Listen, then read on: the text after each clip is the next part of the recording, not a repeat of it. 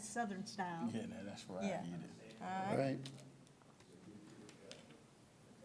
And coleslaw is fairly inexpensive. Okay, Lee. I got you down. And I got, I can bring, because I got, two of them little containers that you put water and juice in. I got two of those that I can mix 7-Up and cranberry juice and what my mama put in that vanilla ice cream and make a punch and stuff like that. And we always have a sheet cake, so that's our dessert because it's a birthday cake. So when you say you're having a cocktail hour, you mean true cocktail? Yeah. It's an open bar. I mean, well, here's a cash bar, not open bar. Here's a cash bar. Now, that's the one that I've been to before, that's like going into the base on the. That's north correct on the right-hand end, side. On the right-hand side. I went to a fashion show there. And then they have a kitchen there to heat up stuff warm. And I have to find out that. I don't either. Okay, because they have a full kitchen. I don't either. Yeah. You bring everything through the back door so far. Okay.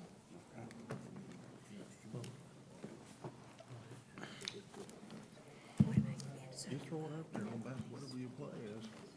See the play. Get that too. All right. Good evening, everyone. Guy over here. We appreciate you coming to the Charter Review Commission. I think everybody has been distributed the latest draft copy of the Bossier City Charter as far as our suggested changes.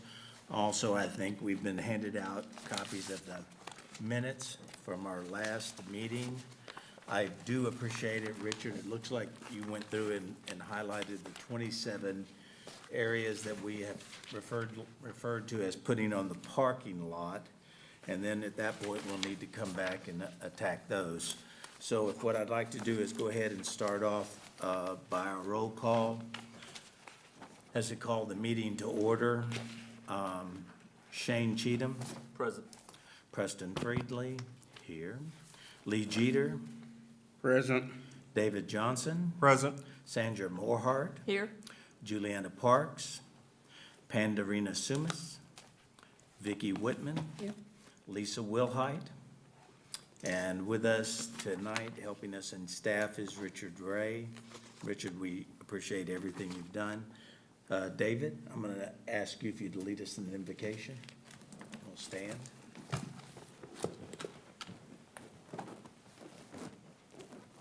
Heavenly Father, I'd ask that you would bless this meeting tonight and bless each and every citizen of Bossier City as we try to come up with a charter and answers for them, Lord. We get frustrated in the walking into the walls and just the lack of respect that the citizens of this city, I feel, get. I just ask that you'd lift this city up, guide them, keep them, and bless us through this process. In Jesus' name we pray. Amen. Amen. Amen. Mr. Jeter, if you would lead us in the Pledge of Allegiance. I pledge allegiance to the flag of the United States of America and to the republic for which it stands, one nation, under God, indivisible, with liberty and justice for all. All right, thank you. All right, I believe everybody has a copy in front of them of tonight's agenda.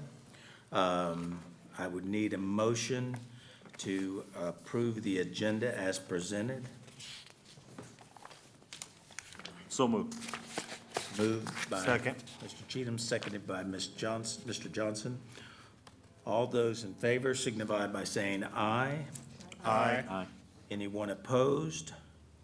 Are there any abstentions? All right, hearing none, it is approved unanimously. And I believe we have been given a copy of the minutes. Those have been put together by Ms. Morehart, dated May 21st. If y'all would, I know you've had a minute, but if you want to take another minute just to review the minutes, and then after that, we take a motion to approve the minutes as presented.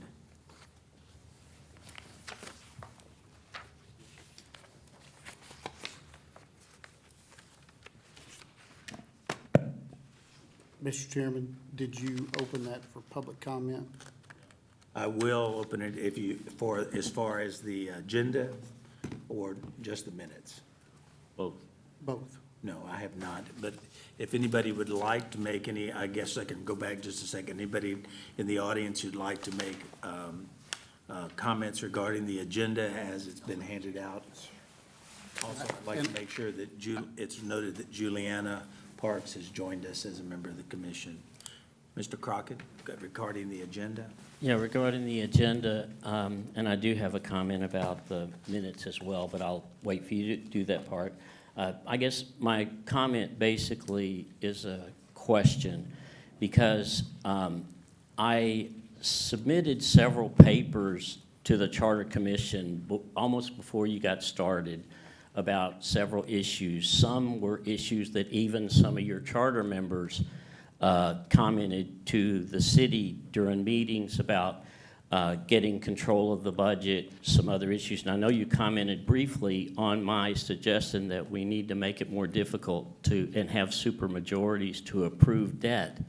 Are we, I guess, I'm gonna ask rhetorically so I can raise a couple of issues.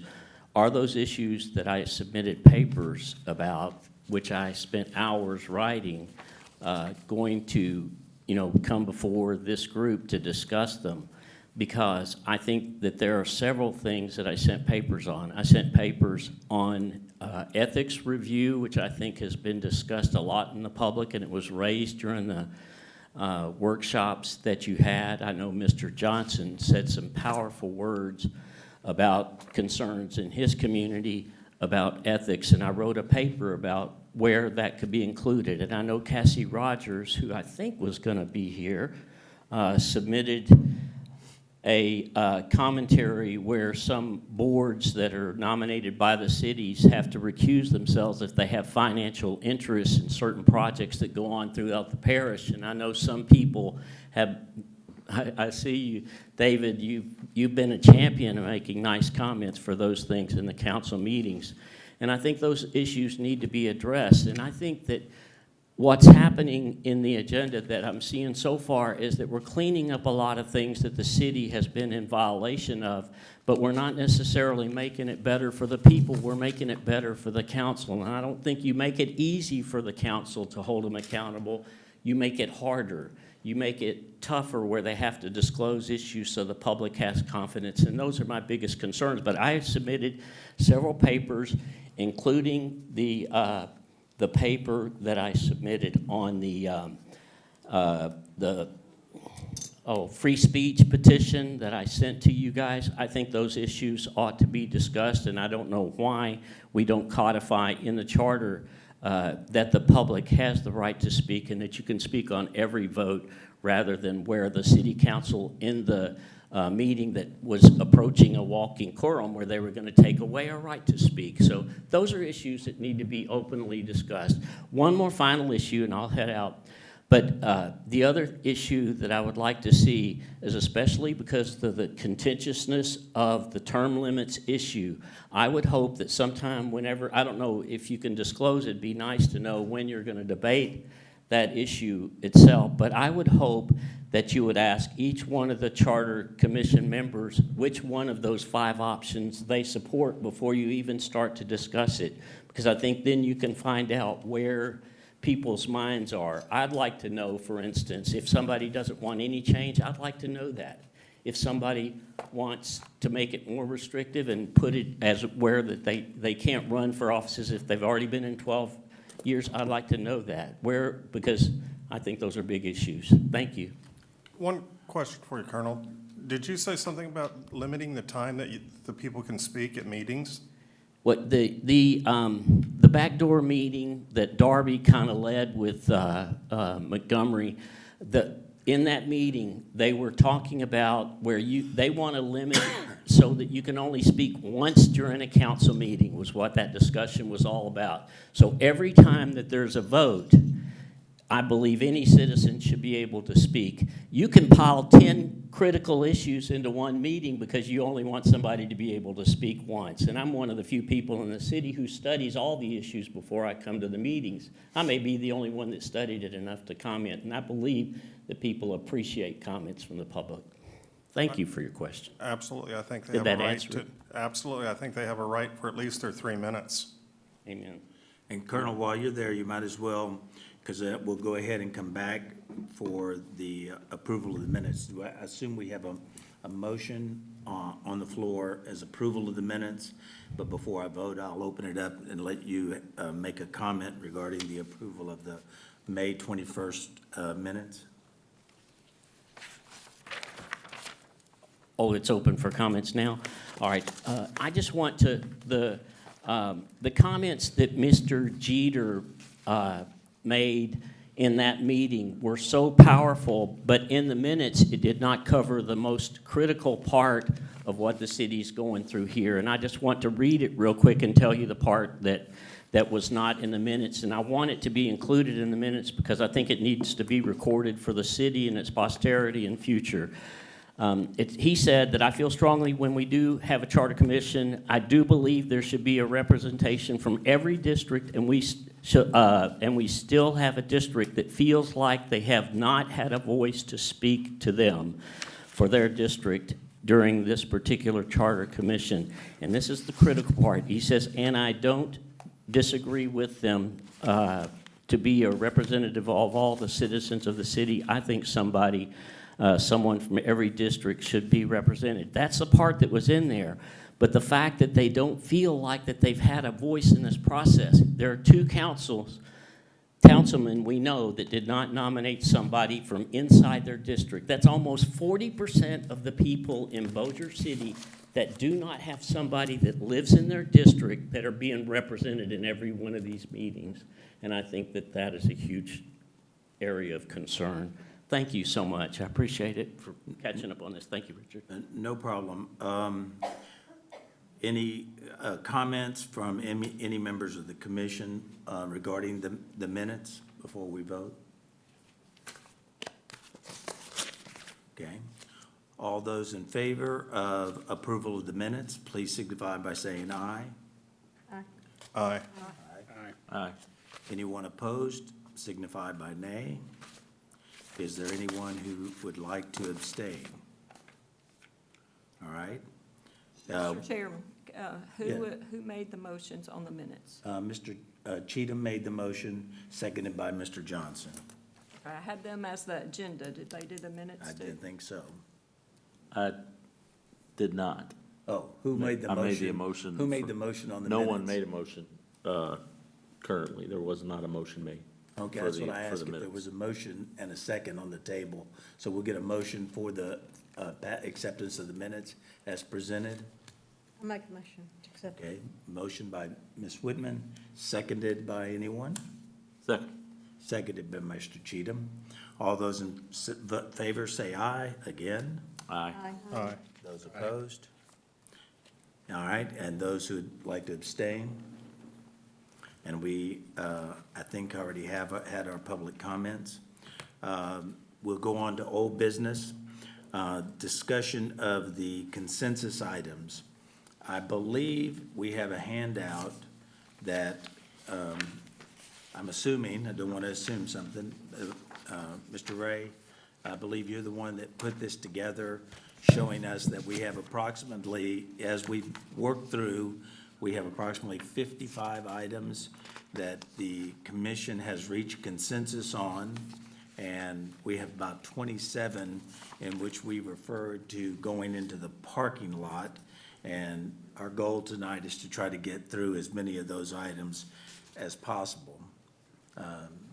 Mr. Chairman, yes, I don't have them counted, but you have one handout has the edit numbers. On that last page, it says consensus item numbers adopted on 5/21/2024. Right. It has the numbers of what we were referring to as the edit numbers. It would have been in that last version that you had at the last meeting. Correct. And then all of the commission members should have an updated version dated June the 10th of a draft charter. All of the numbers are the same. There's not different numbers. All of the numbers for the edits are the same. So it's just in the newer version to keep it cleaner. The items that were considered adopted at the last meeting have been taken out. Okay, But if you have your version from the last meeting, they'll still be in there. okay, I think I have all that information. And then Go if I ahead. may, the other list that you have, I didn't count them, but that may be the 27 that you're referring to. Correct. Essentially, I tried to group together the remaining edits. Some of them pertain to each other. And so I tried to group them as best I could so that the commission could take the items up as a topic if you chose to, rather than dealing with it as an individual edit, because the way the charter's written, some things jump around, because there's different chapters that deal with different parts of the city. There may be, on a topic, there may be certain items that are in different parts of the different parts of the charter. And so I tried to group them together. And for the most part, they're in chronological order, although I did try to at least group the items that I think would be easier to start with, I'll just say, are towards the top. And the top three items, there were some issues and some questions about budget issues, and I met with Angela Williamson, the Director of Finance, and I've asked her to come today, and she's here. And, Mr. Chairman, I would ask that if we could take up those first three. It says budget timing issues, and then threshold for ordinance to declare surplus and water rate flexibility. If we can take up those three things, those are things that, if the commission has questions for Ms. Williamson, she has offered to assist us with that. Okay. I guess we go ahead and move into those. That's the budget items. That's the ones you're talking about that you've referred to as 25, 26, and 75, Richard? Yes, but just to keep things procedurally correct, if we're on old business and on the agenda, I'm sorry that I jumped ahead, but if this is a discussion of the consensus items, I don't want to jump ahead if there's any need to discuss any of that any further before you move into new business. I think that what Ms. Williamson would be discussing would be considered new business, so. Okay. As you well remember, we went through last time, and at the very end of the meeting, we made a motion to adopt all the items identified that we referred to as consensus items, and those are listed on the handout that Mr. Ray has given to you. So you can look at those, and if you have an issue with any of those, now would be the time to make a comment about it. I believe there are approximately 55 of those items. We've tried to discuss each and every one of those pretty in-depth, but again, is there any question from any members of the commission at this point? Because we have a motion that we did adopt regarding those that are referenced on the last page, starting with item 20 and ending with item 119. So I'm not sure we need a motion of any sorts, do we, Richard? Because we've already approved those items for consensus. That's correct. Part of what our change is. It's just if there was any, while you're on an agenda item, if there's any need to discuss I have a question. or public comment. Okay.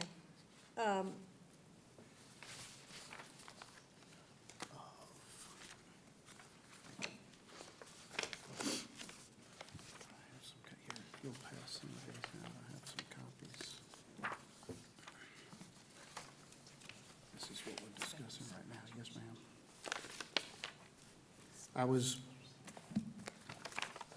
The young lady was asking me if I had copies of what we were discussing. I do have some extra copies. I have 2 extra copies of the updated draft of the charter. You know, there are times where we bring 20 or so copies of this thing, and we don't have as many people here, and I do appreciate that we have people here tonight, but I could email it, but but we don't have a whole lot of copies of some of this stuff, so.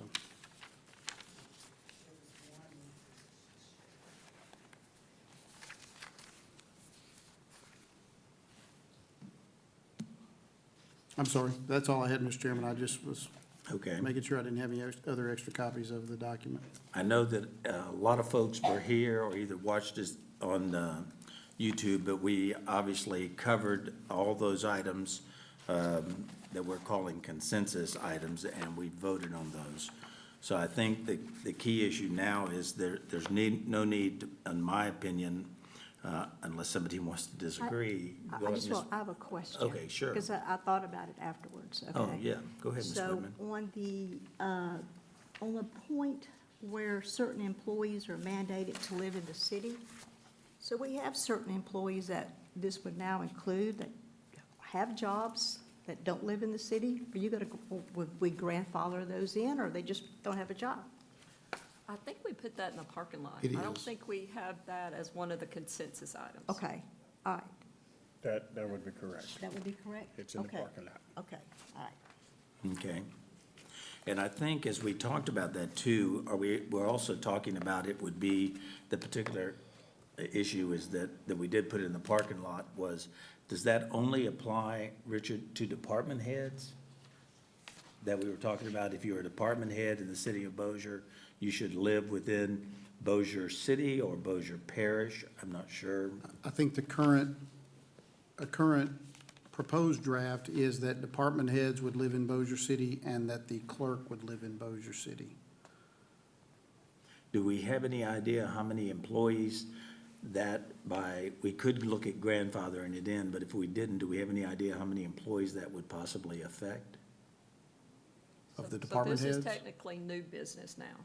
Well, yeah, she's asking a question regarding not- that. I She didn't thought- remember it being a parking lot Yeah, it's item, not a so- part of the consensus item, Okay, so it's so not it's a good old point. business. Okay, good point. Okay, I understand that. It's good. Thank you, Sandra. I think that's good. Thank When you, that- Sandra. When that does come up, we'll talk about that so we can get a good idea on how to handle that.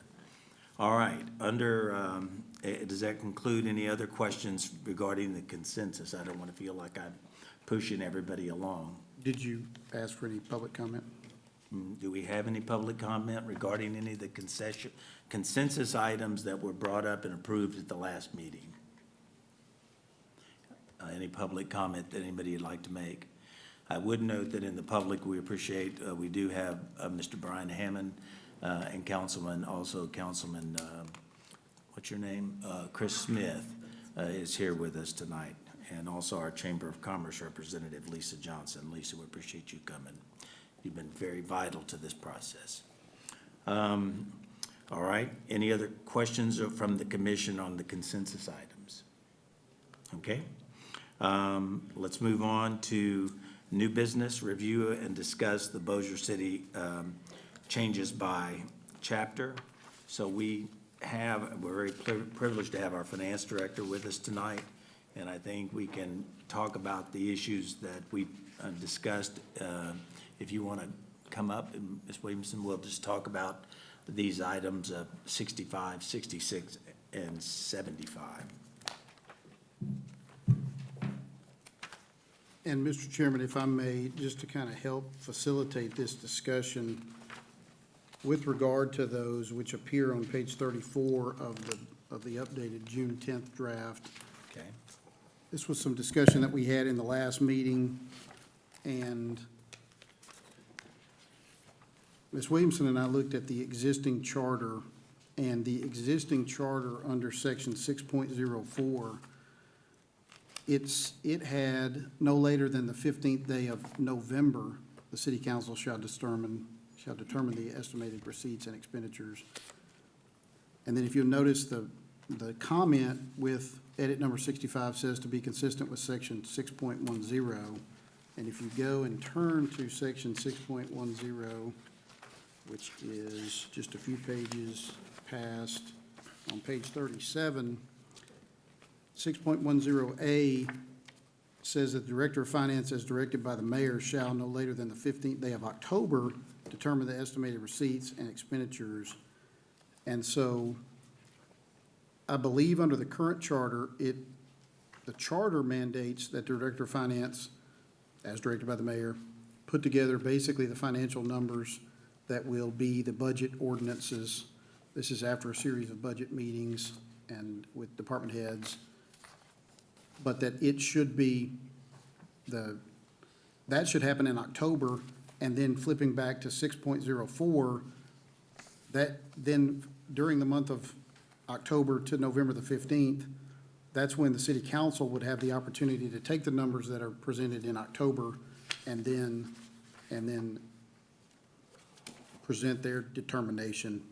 And so I think that the cleanest thing is to leave it alone and leave 6.04 as November, which is what should be shown on that proposed edit. I think that there was just some confusion, and I'll take full responsibility for it. It appeared that they both should be October. That's why we had so much confusion when we discussed it last time. And so I think actually edit number 65 should probably just be removed, leave it as November in 6.04. And so the mechanism is that by October the 15th, the Director of Finance presents the numbers, and then by November the 15th, the council makes the determination as to the receipts and expenditures that will become the budget ordinances that will then be adopted by those dates in December that we've already addressed. Okay. Does that help? I agree. Yes. Explain it? Did he explain it Yes, correctly? he got it perfect. For once, but she helped me today figure it all out, so. So I just have a question. So this 30-day lag between the time you present it to the mayor, based on his guidance to the city council, then you could have the opportunity to make changes once he reviews it. Then it goes to the council, right? Is it fixed at October 15th and it's given to the council for review, but November, It's walk me fixed. through that. Yeah, it would be the mayor's proposed budget on the October 15th. That would go to the council, and then they would submit any changes they want. And then we'll get those done by November 15th, and then we'll do the ordinances. Okay. So those will incorporate mayor changes and council changes. Okay.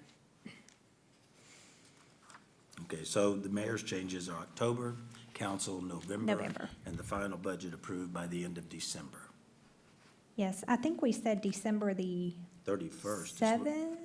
Oh, I think it ended up being the 27th under the. 27th. 27th. Under the modified dates to give some more remember that time. That's correctly. from memory, but I think, Mr. Chairman, on number 65, the appropriate disposition of it would be for someone to make a motion to just remove edit 65 or reject it, a motion to reject it, and then that would leave it at November, which is what's in the current charter. So I'll make a motion that we remove the change for item number 65 and no change. Mr. Chairman, I just have a question. Okay. Go ahead. Since that's not an agenda item, and these are just items we're covered under that, does it have to be a motion, or we just skip past 65? If we're leaving 65 and 75 the same, wouldn't we just not change anything? We're kind of in uncharted territory here, Mr. Cheatham. I mean, just as, we adopted all the other ones, the other 55, in one big omnibus motion, but I think the commission can handle it however they want to. But I guess if your question is, if you're just not gonna adopt it and kind of leave it to die on the vine, that's probably procedurally fine too. We just need to have some consensus on what's gonna happen to those two, to 65 and 75. Whether it's by motion or whether it's just, we just have an understanding that if y'all don't take any action on it, then it's just gonna leave it alone. I just need some guidance on what to do for the next round of edits. Okay. What is the pleasure of any members of the commission on how to handle that process? We've talked about, we have a motion, and we can look at getting a second, or as, if Ms. Moorhart, you want to withdraw the motion, we can just leave it as it is, because we're not recommending any changes in that area. Yeah, and I guess the example would be there, so this says budgeting timing issues 65, 66, and 75. I think we've been advised that 65 and 75 need to stay the same. So if we were gonna make a motion at some point, it would be for item 66 to either change or be the same. Was just my thoughts on that. But again, it's a pleasure of, I guess, the committee. I think either way, but I think it's just whatever path you begin to take would just be consistent with that, but it's perfectly fine, however y'all want to do it. Okay. Again, if we leave 65 and 75, we don't even have to mess with them. But we do need a motion, I guess, on 66 to look at taking out the word, is it say deficit? Well, no, we So, hadn't Mr. discussed that Chairman, yet. let me just withdraw that. If that's the procedure we want to follow, I just Okay. ask that we be consistent with it. Okay. All right, moving on to that number 66, Mr. Chairman, that's a different issue, but it all falls under that umbrella of budget timing. I believe, as the comment shows, I think that was a suggested change by the commission, and not to put words in Ms. Williamson's mouth, but she reviewed that and agrees with that change of verbiage to delete the word deficit and replace it with the phrase beginning fund balance, so that the new language at the end of that sentence, at the end of section 6.04, would say that, and provided further, that in no event shall the total estimated expenditures for any budget exceed the total estimated receipts for such budget, taking into account any estimated accumulated surplus. Then we probably need to leave deficit in there. I think the word current was in there before current year. It said from the current fiscal year. Yes, sir. And then we added that beginning fund balance, so you could use your prior year accumulated fund balance. Yeah, I think it's removing from the current fiscal year and adding in beginning fund balance. But again, I think that was a suggested change by the commission, so I'm just, Again, I'll lean to Ms. Morhart on your thoughts on that verbiage of taking out the from the current fiscal year and adding beginning fund balance.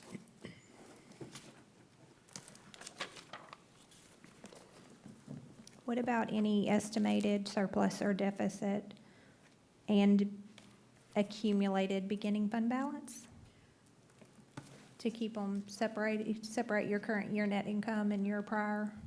I hate to do this, but I really think we need to move this back to the parking lot and let's come up with the correct language so that we don't run into any issues with state laws or anything like that. Well, So let me ask you that we got everybody here that can make a decision on this. Let's go ahead and make a decision. We've got the finance director, the city attorney, and the commission.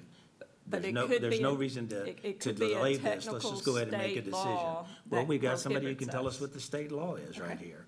So we just need to go ahead and stop postponing and go ahead and making a decision on the issue. And I don't think it would take us a minute to come up with the appropriate language. How would you like I it to can be see what worded? it says in the Local Government Budget Act, and we could just mirror that.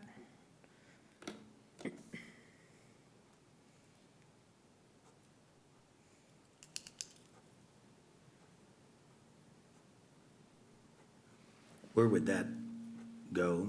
Would you recommend that we put as it reflects among the Local Government Budget Act? Is that, I don't, Mr. Ray, what would be your thoughts on that process? I don't know if you want to be No. that, yeah, this is the Constitution of the city of Bossier City. I'm gonna always err on the side of it just being our own charter rather than referring to someone else's law. Okay, So that would not be my recommendation, but okay, so the language would either be leaving in the from the current fiscal year or changing from the current fiscal year to the language beginning fund balance. Am I oversimplifying this?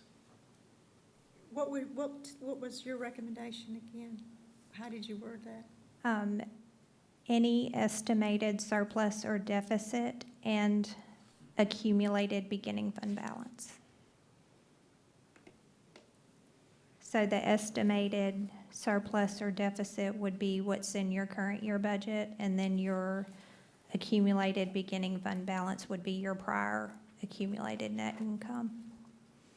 which I think that's the recommended change, or that's close to the recommended change Ms. Williamson months ago took the existing charter and made a lot of recommendations. Y'all may recall that she came and met. Yeah, I didn't Right. bring my papers with me, but I think it would be misleading if you took deficit out.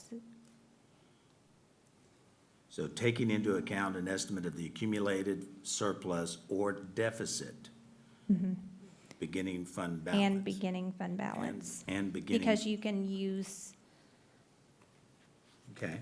your accumulated fund balance for current year expenditures. So taking into account any estimated accumulated surplus or deficit and beginning fund balance, period. Yeah, but move the accumulated before beginning of fund balance. Okay. Correct. So, Mr. Chairman, I have a Yes. question. Okay. So I'm looking back at the original charter, and it says, taking into account any estimated surplus or deficit from the current fiscal year. So if I read that, the only change is adding in the beginning fund balance. So basically, the budget at that point would not be a balanced budget year over year. You would either have to adjust it for the surplus and you would use it in the next year, or you would have to adjust it for the deficit and reduce the new year. If you wanted to balance it for the current year, or if you wanted to leave it unbalanced, you could use your beginning fund balance to cover any overages that you don't have current revenue for. Right. So your current practice is what? Currently, we have to have a balanced budget. But if we do a budget amendment during the year, we can use fund balance.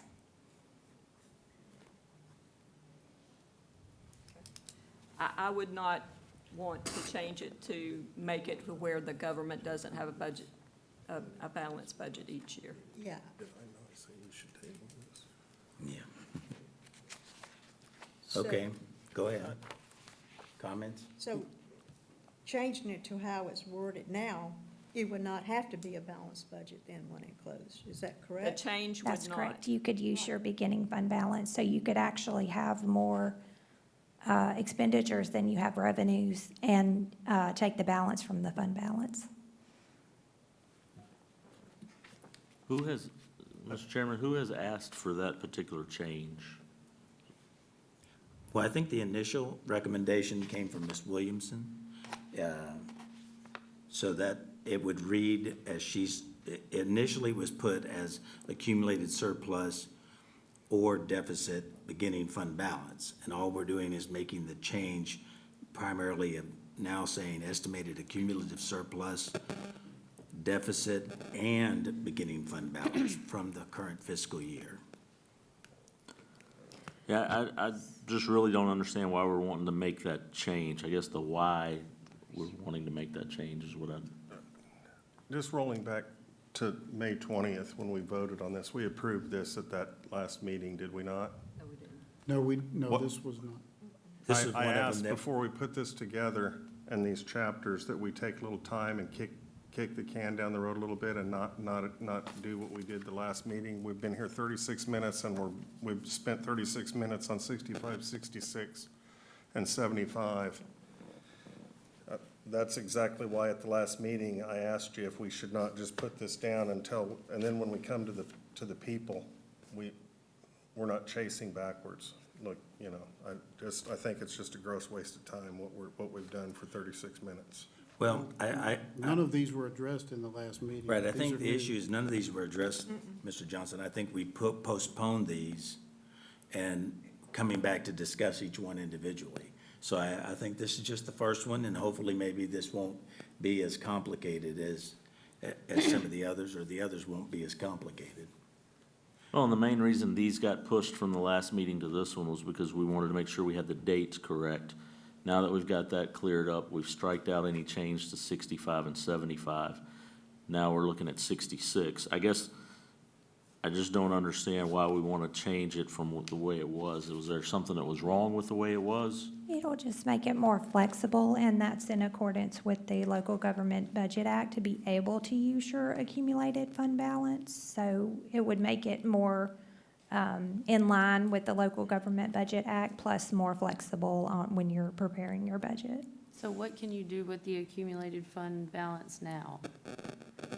Nothing when you're preparing your proposed budget. The only time it would get used now is if you do a budget amendment and you take it from, like later in the year after your budget gets adopted, if you do a budget amendment and take it out of the fund balance. So it's just So money it would sitting there that become, can't be used? yeah, so it's just like doing it now versus doing it later. Right. So the money's gonna be there, we're not making the decision of whether you can accumulate it or not, we're just Correct. making the decision of whether you can use it in the budget.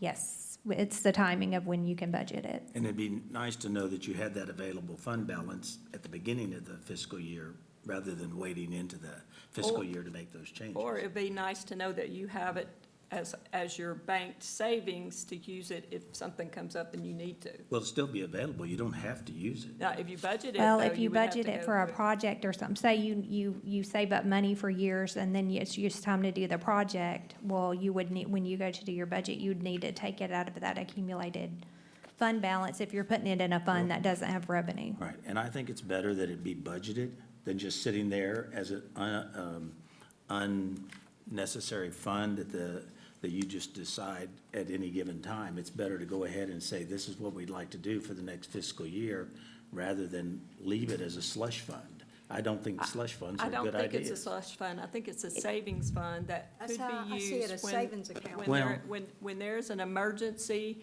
increase in cost or an emergency situation within the city that has to be addressed. And it could be just that chemicals have gone up or doubled in price. I But mean, it those are could the be as things that are simple as addressed in the that. budgeting process. No, well, they are at the Well- beginning, but if they doubled before the middle of the year, they're not addressed in the budget. Well, we've already learned that there's enough flexibility within the budget that they can make those adjustments. They also have something called the Riverboat Capital Funds that they have chosen to use as necessary and as needed for any special project. As we all know, the city's been 5 years working on the carriageway? Could I just count to you how many amendments that have been done by the city council on the carriageway? So whether there's a budgeted end-of-the-year fund, or give me an idea, Ms. Williamson, what amount of money, generally speaking, over the last 3 years, has been that amount? Just a general idea. The amount we've done in amendments, No, the amount that would have been, what we're talking about is the fund balance that's left over at the end of the Well, year. and if I may interject, I think, and we may be getting lost on the point, this is under that section where by November the 15th, as part of the budget planning process for the next year, that's what this falls under. So I don't think it's a specific fund or amount. This is a planning tool that the council and the Right, director of and the finance and finance the mayor could director use. has recommended as a planning tool to go ahead and fold the fund balance into the next budget. Right. and I foresee we would only use it in things like capital fund, not like general fund or anything like that.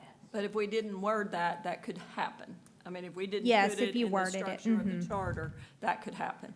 So I just think it's really dangerous for us to plan to use either money or reduce the budget and not have a balanced budget year over year. And I think it's fine to have savings for events that happen, but through the year that you need the money for, I think we've seen that, especially with the inflation. And I don't think it has to do anything with all of the other, I think it's a structure. It sets up a framework for good fiscal government. Shane, I believe you had a question. Yeah. Jane? It's not really a question, I guess, as much as it's a comment. I think we need to leave this the way it's stated currently in the charter. Making a change to that, the way I read this, means that our council could go in and all this money that's been saved over years can be spent on a YMCA, pickleball court, or whatever the case is. And I'm concerned that going away from that, although I know it would probably make your job easier, I have some concern of opening up that savings account to be spent on one or two pet projects. But we still don't have an idea of what we'd be talking about and the amount of money? It would be whatever the fund balance is for each fund, the accumulated fund balance. It's in our audit report. So now we're talking about, as I appreciate your comment, the fund balance for every department in the entire Every city. fund. All that would just stay there as a savings account for the entire city's budget for every section, and then the city throughout the fiscal year could then spend the money as they want. I'm trying to look at your perspective of saying, don't budget it at the beginning of the year, wait as it goes through the year, and let them spend it as they want throughout the year. Yes, Isn't that sir. the That, other- that would be the budget amendments, correct, throughout the year to use that fund balance for, we add a project and we need to pay for it out of fund balance, so we would do an amendment. So instead of budgeting up front, we would just budget it at some point during the year. They can put more statues. I think Mr. Jeter has a question. Mr. Jeter? Yes, sir, thank you. Ms. Williamson, if you could do me a favor, because we've been going back and forth, and so I'm kind of getting a little bit confused here. So if you could do me a favor and send to me a Cliff Notes version of what the general fund basically is used for, because we're talking about the general fund, the special revenue fund, the enterprise fund, the capital fund, and then we're talking about accumulated fund balances in all of those funds. That's correct? So if you could give me the Cliff Note version of what each of those funds are used for throughout the city. That way, I would have a better understanding of how this money's been allocated and been used, because it doesn't tell me that in this document. So, but I need to know for my own education. Yes, sir. Okay, I appreciate it. And if you could share that with us. I'll be glad to share with you. You may email it to me, Ms. Williams. The email is ljeter Okay, 0511@yahoo.com. okay. Because I do have some specific questions about the enterprise fund, and without knowing exactly how that enterprise fund is used, I can't ask those questions. Okay, so let's go back, and I appreciate that information can be shared with you. What is the wishes of the commission regarding edit item 66? If I don't hear a motion to move forward with that, I suggest we move on to the next item. Okay? If that's the case, that item also would be like item 65 and item 75. It will just be left as is. We're striking them. Okay? It's easy to move through. All right, item threshold for ordinances. Ms. Williamson, thank you very much for coming tonight. I know that's extra out of your time Oh, no and problem. schedule. I'm sure the city just pays you a lot for your extra time. But thank you for coming with us tonight. It's, Richard, do we need her for those next two bullet points as well? That's what I thought. So she's still with us for number 32, number 115, and number 117. Okay, go ahead. And on to that next item that is listed on that list, it just says threshold for ordinance to declare surplus. This is under, it's on page 20, and it's under section 3.20, which is under city council. It's basically a list of things that require an ordinance, and this is a proposed addition that would be an ordinance, requiring an ordinance in order to declare any property of the city surplus and to dispose of that property if it has a value of $5,000 or greater. And when I met with Ms. Williamson earlier today, she suggested a change that it would be it would say dispose of property with a current book value of $5,000 or greater, which I cannot explain, but I'm sure she can explain current book value. I think that would be similar to a depreciated value, or it's another way to say depreciated value, but basically the value at the time it would be declared surplus. correct. And many items are gonna be fully depreciated and have no current book value, and so if they're disposed of and say they're sold at an auction, then the city recoups money. We sell things at surplus equipment, old equipment, not frequently, but it's done. They just did a big one sometime last year. But I think if it has no book value and then it's sold for some value, the city recoups some money. But I think that this would contemplate that it would have to be done by ordinance. I think as a matter of practice, it's been done in large groups currently, and it's been done with an ordinance. But I don't know whose idea it was to put it in here, but I don't think it's a bad practice to require that any surplus and disposal of property would be by ordinance. But also to use the threshold of $5,000, which I believe is consistent with current state law, in order to allow for smaller value items to be disposed of by it would probably be the purchasing Purchasing agent can do that without having to bring an ordinance every time for smaller items. So, Richard, how does the language that you're proposing differ from what we're reviewing? for The number only 32? difference would be that between between A and value, it would add the two words current book. So it would be with a current book value of $5,000 or greater.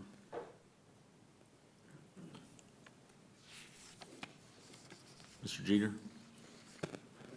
Ms. Williamson, if that is approved, what would be the policy to dispose of city property that had a value of less than $5,000? How would that be handled? It would How's be that approved disposed of? by the purchasing agent. Okay, by the purchasing agent, but how? Do we send out a notice to the public, we're gonna dispose of this property? Do we send out people that might need computers, whatever the case may be? How does the general public know we're disposing of property for less than $5,000? How does that process go? Unless there's an auction, Some of I it, don't some of think- it may be scrap. I mean, some of it is actual, I like- suspect it would be scrap if it's that low. we're self-insured on certain property. Like if we have a vehicle that's in a bad wreck and it would be totaled, or a piece of equipment, generally that can be either scrap, sold for scrap. I mean, they don't just throw it away, but the purchasing agent can do it currently, just by a written document that does that. And does the purchasing agent keeps record of those disposable properties of a value of less than $5,000? The accounting department does, which is, works closely with the purchasing agent. I have a question. So is that initiated by the department head that needs that either piece of equipment or car? They Does it usually will initiate there? Yes, ma'am. They will usually, if they need to add an asset or delete an asset, dispose, they'll contact accounting and let them know, we need to take it off the list, put it on the list, get a tag, and Okay. accounting will help with that. So where is the graveyard? Where is it? If it doesn't go to auction, where is the graveyard? Some departments have it, with them. Like I know we have a lot of, I guess what you would call surplus down in IT department. They have vehicles at the fleet services. So until it gets finally disposed of, the department keeps it with them. We don't have a central, like warehouse or anything. Oh, actually, we do. Like for old furniture and stuff, there is a central warehouse where that goes. So then in case anybody else in the city needs, say I need a desk, like they will go check the warehouse first and see if we have a desk that'll work for you, so you don't have to purchase one. Richard, I have one question. Was this item, should have brought glasses, item T, was it not there in the previous charter, and this is just something that we're adding? That's correct. It was not in the previous charter, and I think that it is, I believe that state law, or at least best practices, would either mandate or suggest that the governing body have an ordinance when you're disposing of property. I think it just is it's a way to do it through the governing body and make sure that things are not being done without oversight. Mr. Chairman, at this time, I'd like to make a motion that we approve edit 32. have a motion for 32. Do I have a second? I second. All those in favor signify by saying, Wait. well, okay, I public know what you're comment. gonna say, yes. Are there, you wanna see if there's anybody in the general public that would like to make a comment? Or Ms. Williamson, would you like to make a comment? Or you wait for Mr. Crockett, Colonel Crockett? I just want to clarify book value. If I remember from accounting, you could have a book value of 0, but it may be worth a market value of $5,000, correct? So you could be selling a backhoe that has no book value, and somebody that has inside knowledge of that you're not going to pass an ordinance, you don't get 2 times to discuss it, and the general public doesn't get to hear it as much as you want. That backhoe could be worth $50,000 to somebody that wants to repair it. So I just recommend, I think it should be voted on as an ordinance. Okay, all right. Any other comments from the commission, from the public? We have a motion. Do I have a second on the motion to adopt item 32? I second. We have a second by Ms. Moorhart. All those in favor say aye. Aye. Anyone opposed? Any abstentions? Abstain. All right, Abstain. and Mr. Johnson abstains. Mr. Jeter and Mr. Johnson. All right, water rate flexibility, items 115 Okay, and one. Chris, did you vote and did I the voted motion yes, pass? yes, I was an aye, yes. That takes us to items number 115 and 117, or edits 115. So it passes. Right, water rate flexibility. All right. And Ms. Williamson, I guess you're gonna cover that for us? Yes, sir. Well, since I have imposed upon her greatly, let me see if I can try to also summarize this, because I don't want it to seem like this is something that is Ms. Williamson's idea, for lack of a better word. I think that this has just been proposed as a way to,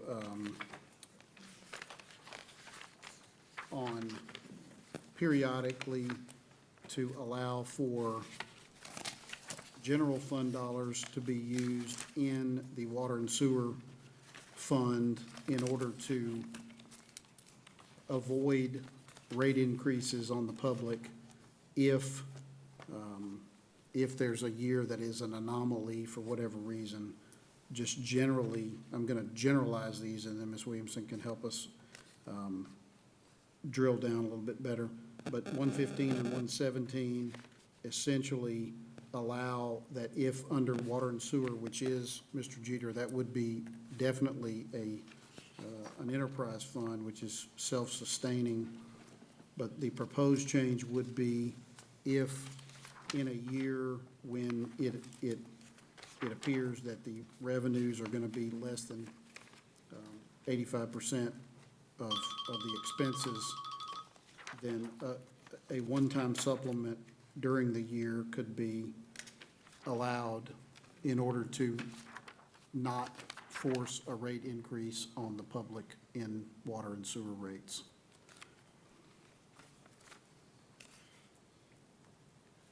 That's a general overview of what those two proposed changes do. All right. Richard, is there currently an ordinance in place that does this or doesn't allow this? Is there, Not to my knowledge. Currently, I think the charter currently says that if it appears that that enterprise fund is going to, the expenditures are going to exceed the projected revenues, then I believe that the Director of Finance can or shall recommend to the council that they raise rates on the water customers. And, you know, I think that this is just contemplated, and again, I'm not advocating for this or not, I'm just the messenger here. But this is a proposed change that would allow a one-time during the year supplement from general fund from some of those savings that have been accumulated in other years in order to keep a rate increase, and it could not be done you couldn't do it in back-to-back years. And then, but it also mandates that if it is going to fall below 85%, then the city council shall, by ordinance, adjust the rates. So that if it gets so far out of whack, then it takes away the flexibility to not do that. It makes it a mandatory where they have to adjust the water rates on the water customers. And we don't just, Bossier City creates very good A+ water, perfect score, A+ water.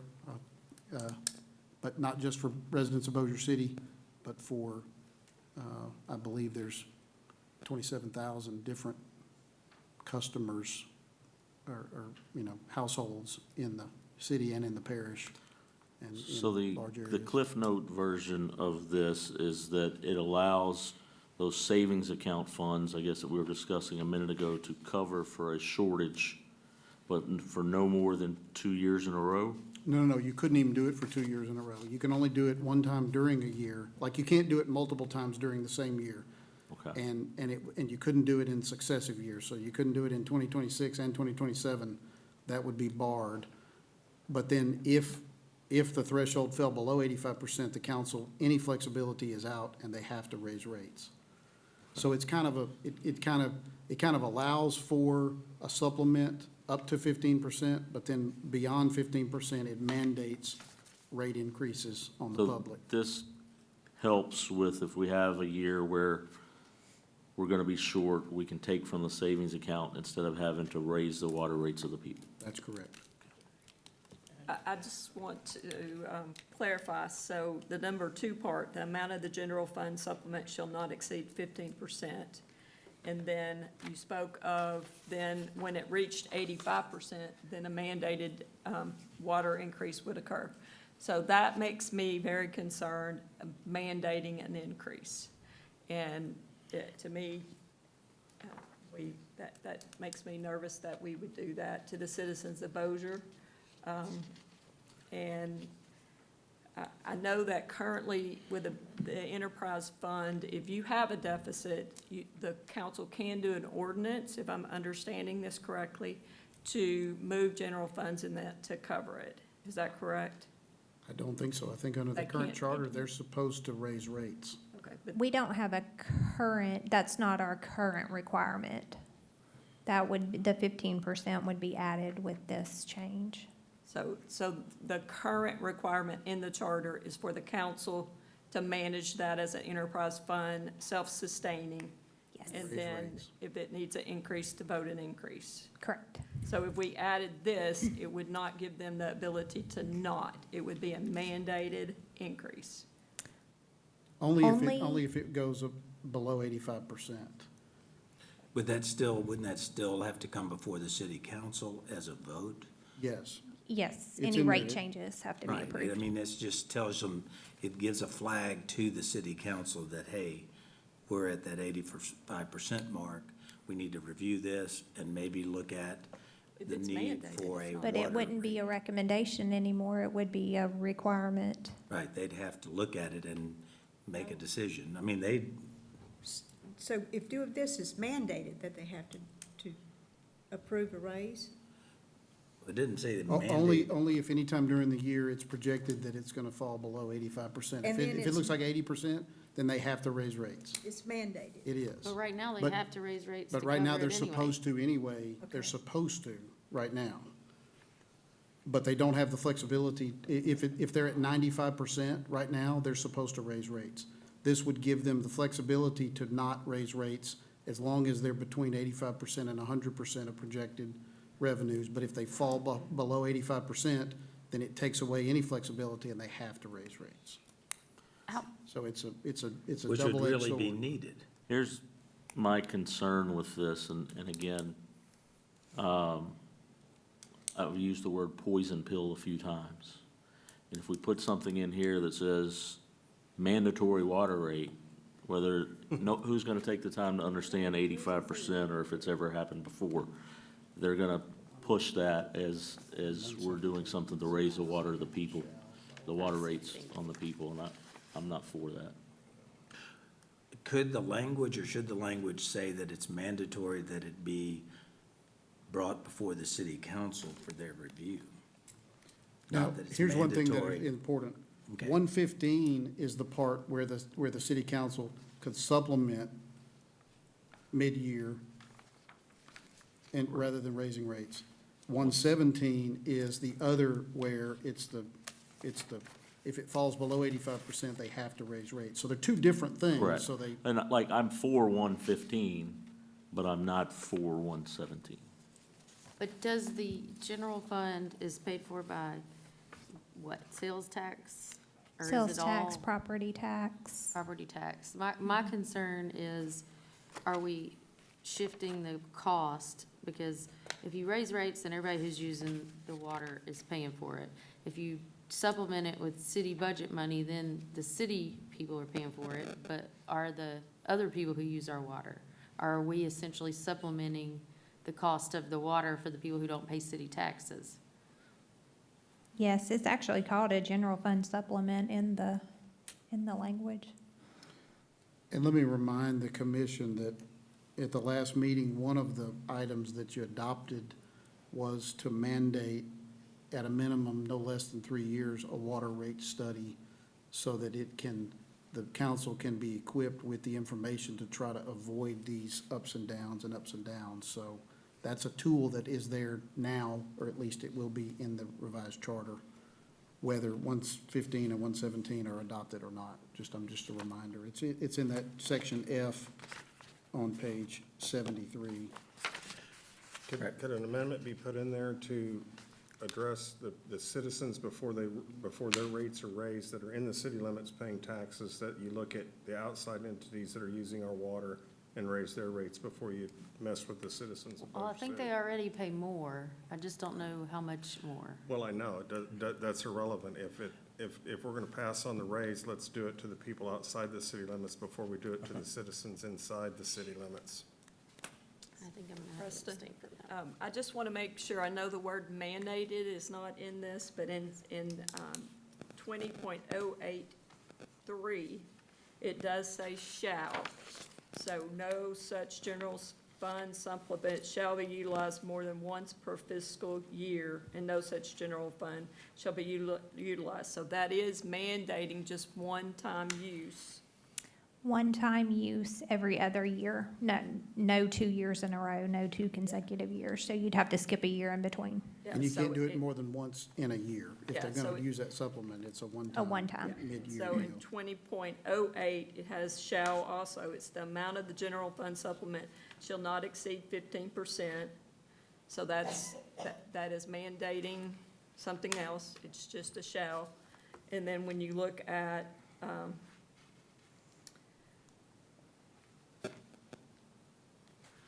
so I don't know. Do we want shalls in there, or do we want mays, or I'm Well, with regard to concerned the with that. issue of whether you're gonna do it in subsequent years, I think the shall is important because it's saying that it can't be done every year. I don't think it'd be good practice to do it every single year. I mean, y'all can amend it however you want to, but I mean, I think the shall is important. If you say it may, they may not, then Right. they may But- end up and- doing it every year. And That let me, doesn't seem like good let me get practice. some clarification, because I'm not as smart as the rest of you guys on this issue, but as it regards to 117, even though we're talking about it is mandated to go before the city council, the language appears to me says the city council may adopt higher water rates. It still doesn't force them to, we're not forcing higher rates on anybody. 117, no, it Well, says, down here where it says, down on that bottom of the page, 73, above the Director of Finance may recommend to the city council may adopt. Unless I'm reading this wrong. well, that may adopt a schedule of rates, but above that, it says, Right, upon recommendation of the Director of Finance and Director of Public Utilities, the city council shall by ordinance adjust the rates to be charged for water and sewer treatment, for which need not be uniform for all customers, but shall be the same for each class of customers based on the so amount of water doesn't consumed. common sense, and I'm missing something here, but doesn't common sense tell you that if the city budgeted to spend $100, and we've only brought in $85 in an enterprise fund, that we need to do something. So I'm missing the point here of why we're concerned. We're not mandating to the city council, is my appreciation of it. We're alerting them that we're at 85%, and you need, by ordinance, to look at doing something to adjust the water rates. Well, what you're saying is that if you're at 85% or below, they don't have a choice, they have to adjust, they have to raise rates on the customers. That's what that says. And I'm saying, is that, am I hearing from people who say, well, that's not a good idea? If we're running 85% of our projected revenue in water, do we just continue to let the fiscal year go ahead and end with a deficit? Well, because I surely don't think that's what we want to see. Are we not saying that it's currently 95%, if I heard correctly earlier? No, there's nothing. I was just There's using that as an no- example. You were using an example, Yeah, okay. 85. Is that not a good point of which to say, we're 85% of our projected revenue? We need to ask the city council to step in and look at adjusting water rates. Now, I'm not sure I read the word mandate an increase. It But said when it says the city council shall, by ordinance, adjust the rates. adjust. Well, the adjust could mean it goes down. I mean, the city council, I'm not discounting their wisdom, but they could say, oh, you know, we're short 85%. I don't see where we need to it. We can leave it as it is. We don't have, we can adjust it down 1%. We can adjust it up 15%. Where does it say that they must automatically increase It the water says, rates? if at any time it's projected that the self-supporting revenue will fall below 85% of overall projected expenditures, then, upon recommendation of the Director of Finance and Director of Public Utilities, the city council shall, by ordinance, adjust the rates to be charged for water and sewer treatment. And I'm not an attorney. No, you don't have to be an attorney to No, but to understand it say the says word adjust shall doesn't, adjust. is They're not not the gonna lower word. the I'm rates. missing something. The word adjust doesn't come across to me to say Well, do you think they're gonna increase. drop the rates, the water rates? I'm saying they could. I'm not saying they couldn't. It says adjust. It doesn't say increase. So. We're all agreeing that if it's 15% below, it probably does need to be increased. But I don't want it to come across that the Charter Commission is mandating a water increase if we adjust, if we do this. We're just saying at 85% below projected revenue, it shall go to the city council to adjust the rate. And you think they might adjust it down? So I'm not a city councilman, Richard, so I don't know what they would do. But I don't want it to be said that the word adjust means the word increase. If y'all are thinking the word adjust means increase, we can just take out the word adjust and put in the word increase. I And definitely then, don't and then think I don't they're- think anybody wants to have that language. I definitely don't think they're But just talking because about it says increase. adjust doesn't mean it necessarily means increase. Could they vote to decrease it? For some reason, they might. I have no idea. I am not a city councilman, I'm not But I an mean, attorney. but if it falls below, they're not gonna decrease your rates. I mean, they're already short. I agree. But that's, just leave it that we're not mandating an increase. Mr. Jeter needs. I have a question. Ms. Williamson, can you tell us for the last 2 years, have our water and sewage department, because assuming that's what we're talking about, have they met their budget, or they've been below their budget for the last 2 years? Do you know that off the top of your head? Because obviously the city hasn't made any rate adjustments, and I'm assuming if they've been below what we budgeted for water and sewage for the last 48 months, that we've taken that money out of the enterprise fund to build that budget, to balance that budget, so to speak. Yes, if you include operating and capital together, there were more expenditures than revenue For the last 2 years. last 2 years, yes, So sir. if you remove the capital, what would it be? So basically the operating expenses.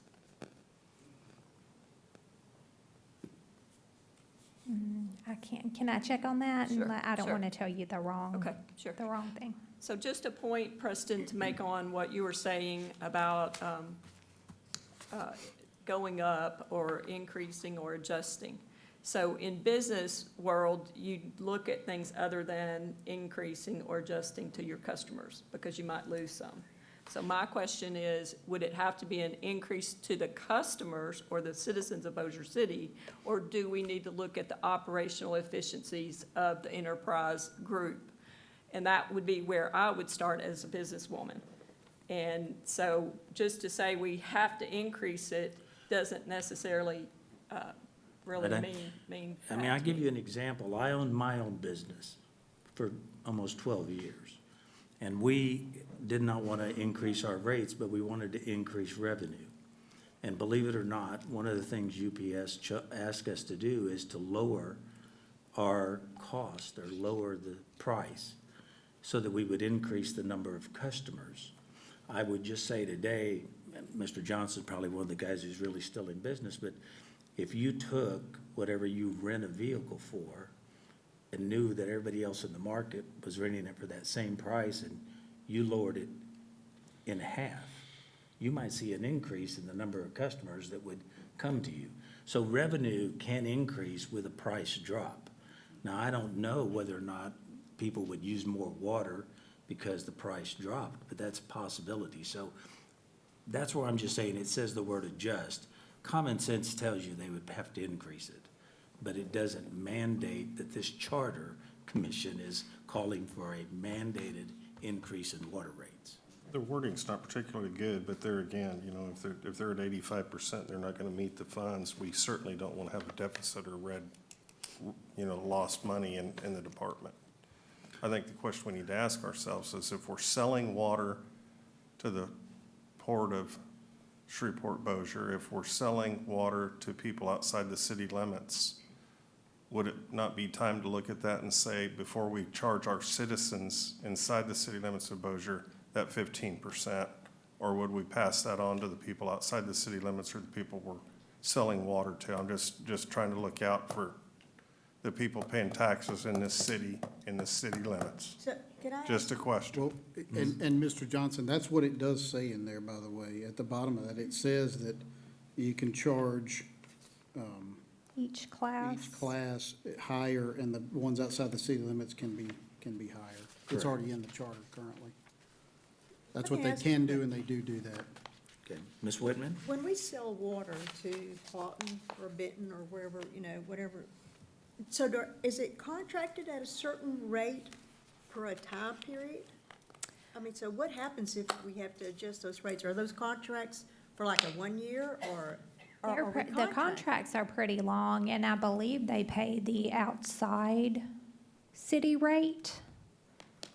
So. They if don't we- have a special rate for each, like Benton doesn't have a special rate, Houghton doesn't have a special rate.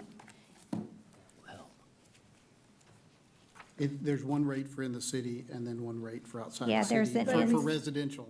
And You're it's a moving higher water rate outside further. the city. You're pumping water further, there's more expense in getting it there, so Right, so they're. my question is though, are we under a contract for 3 years, we have to sell them the water at that rate? Or- No. That's what I'm It's asking. just a rate. It's There's no just, contract. so you It's can just a rate. change the rate, so we're not under, like a business contract with Correct. any of these other enterprise systems in? That's correct, it's just a Okay. rate. All right.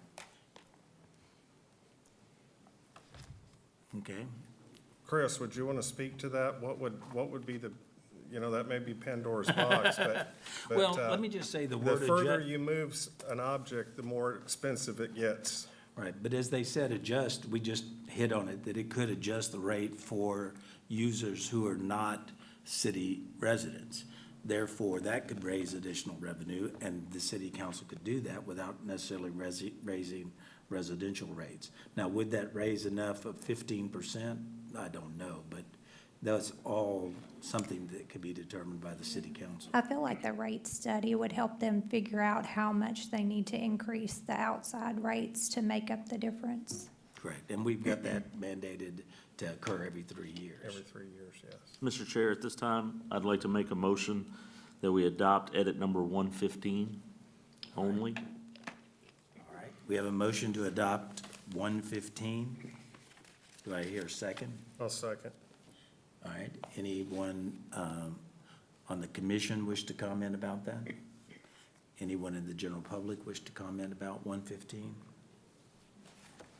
I just wanted to clarify, and so that you understand, and you were right, that, I mean, I already knew this, but the flat rate charge for inside the city is already $8.54, whereas the flat rate for outside the city is it's twice that. So it's $15.80 inside the city per thousand, $3.03 for inside the city, and it's $4.50 per thousand outside the city. And my general comment for that would be that, like you said, you raise rates on other people, they're going to say, why do we want Bossier City water? And they're going to rebel because those are your customers too. You already charge them a significant amount more. So, people are just going to rebel. I think that it's just, I'm not saying it's not a bad idea, because when you're 15% less than what your costs are, it's a major issue, but I think it ought to be spread among your total base. And I think especially when Bossier City is making long-term decisions that are unknown, like supporting the port, as opposed to when you have an excess water capability, why aren't there other ways you can solve your problem? I think a lot of time has been put on it. How many times would you just say, just ballpark, in the last 5 or 10 years that we've ever dropped below that 85%? I don't think it happens, and I think we spend a lot of time Johnson. here, and it's not really something that Probably never happens. happened. Has it ever happened? I'm going to venture to say, no, it has not. Well, Ms. Williamson's been here 3 years, so I don't think she can speak to 5 or 10.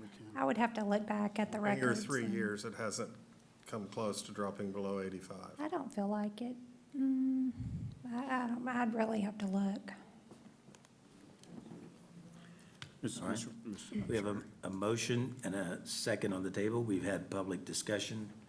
Do we have, all those in favor of passing item 115 signify by saying, Did you have any questions? Comment by the commissioner. I did, I asked for comments of the commission. Sorry, I I'm obviously sorry. went over my head. That's Ms. all right. Williamson, when you send me the other information that breaks down with those general funds, special revenue funds, would you also, if you can, tell me when the last time the city has had a rate increase inside and outside of the city limits?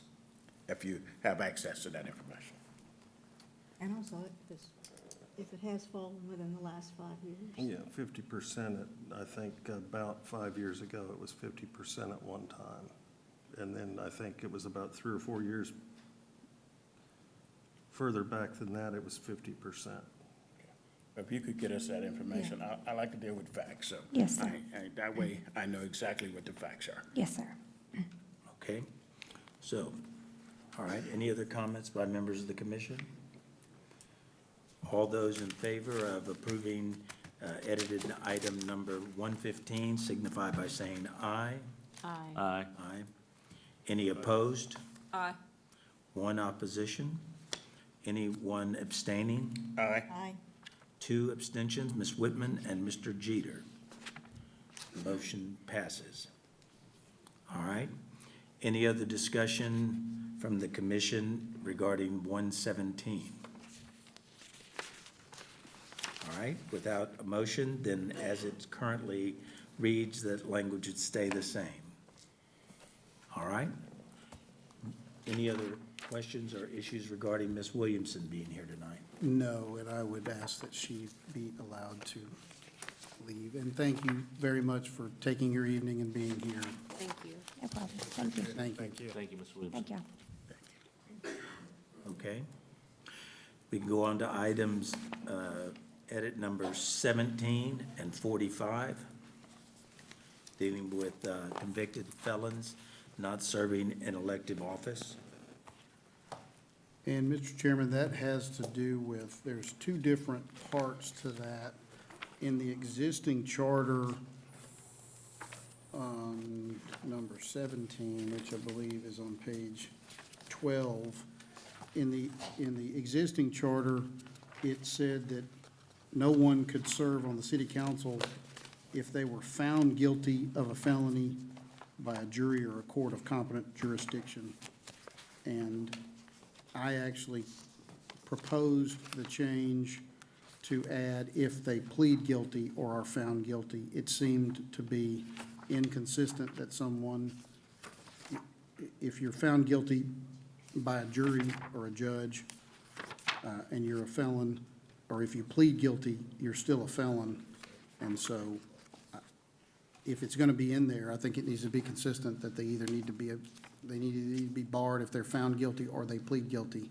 Under the current charter, it only says if you are found guilty of a council member.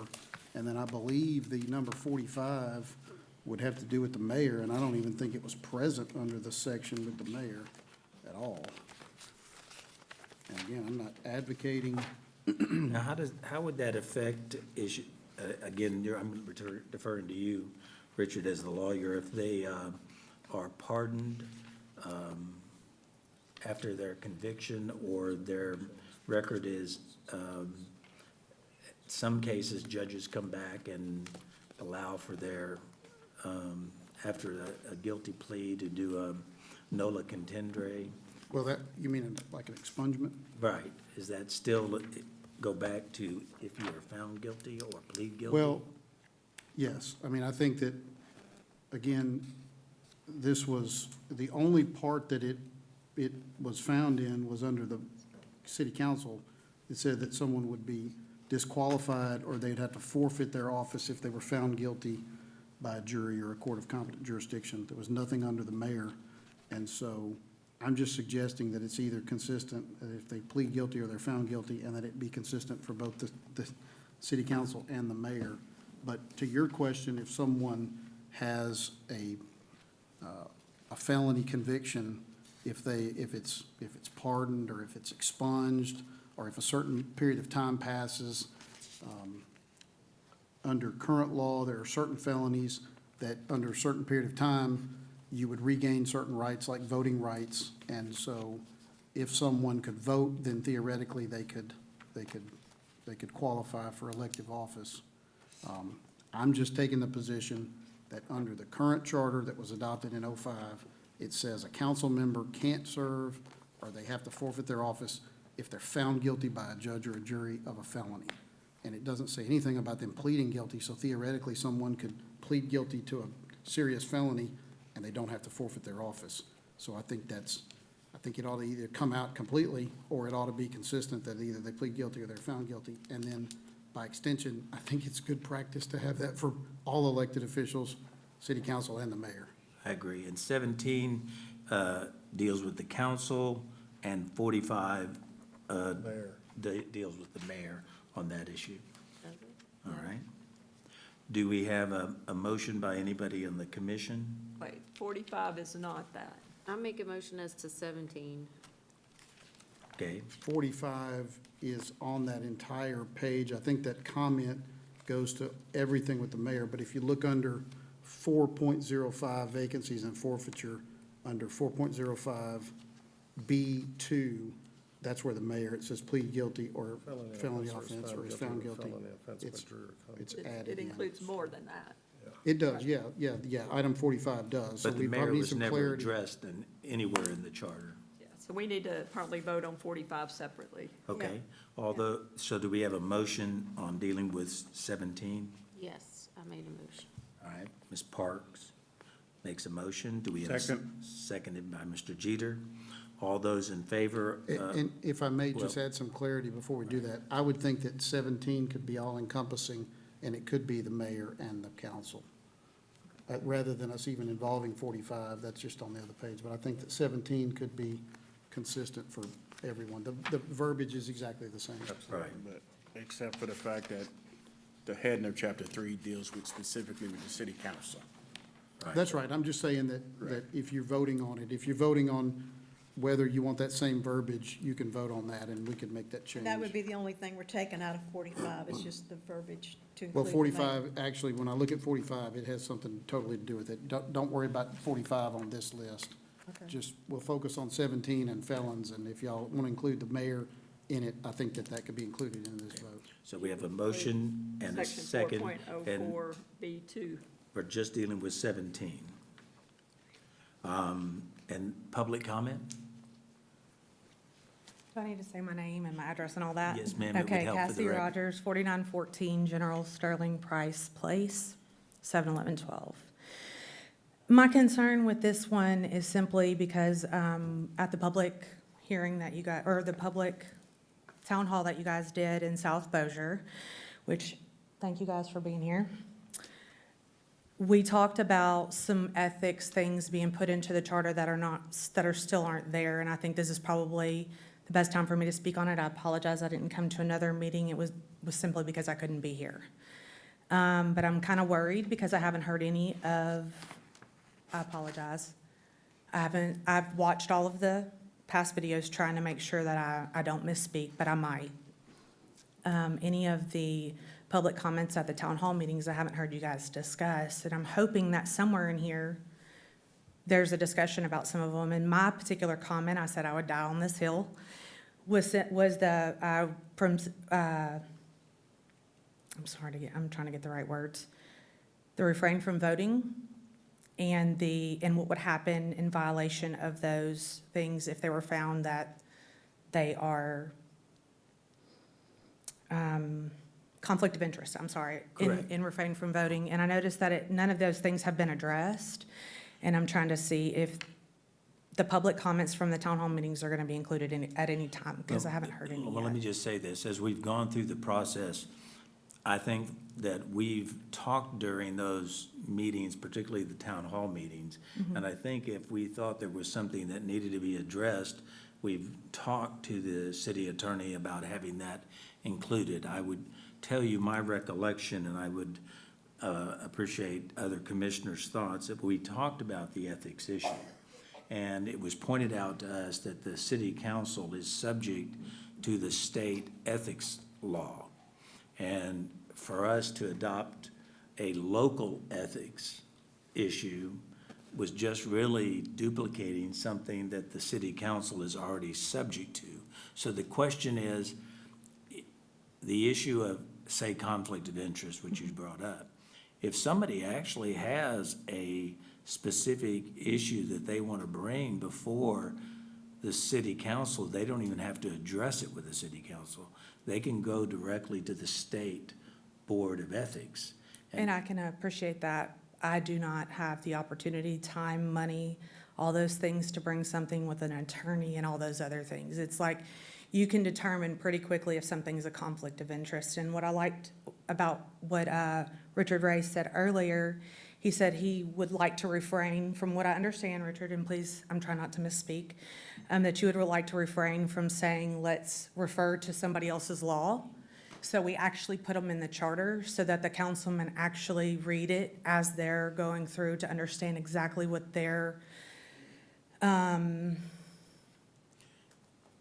I'm trying to think of the right Well, words. again, I'm Exactly just- what they I'm need gonna to work- do I'm at the gonna work with time. you as we go through this. I would Okay. tell you that the city council, whether we put it in the charter or not, has to follow state law. Right, Now, that would be the equivalent of us coming in and trying to almost duplicate everything where there is something that's a related issue by the state. The state has their own constitution. We have to follow the constitution. If it says that the city council has to follow the state ethics law, you don't need an attorney. If you think there's a specific conflict of issue, all you have to be able to do is read in- probably and write a letter to the Ethics Commission. And now, I would defer to Julia, Ms. Parks.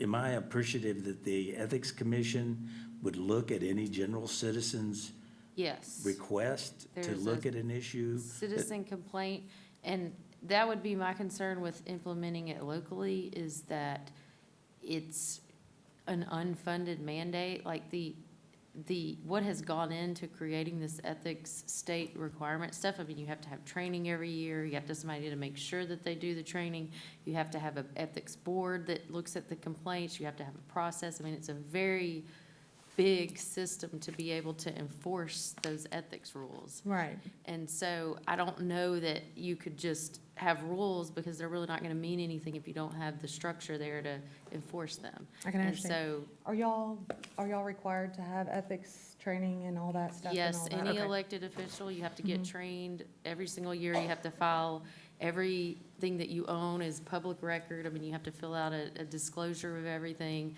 It's very, it's a lot. Right.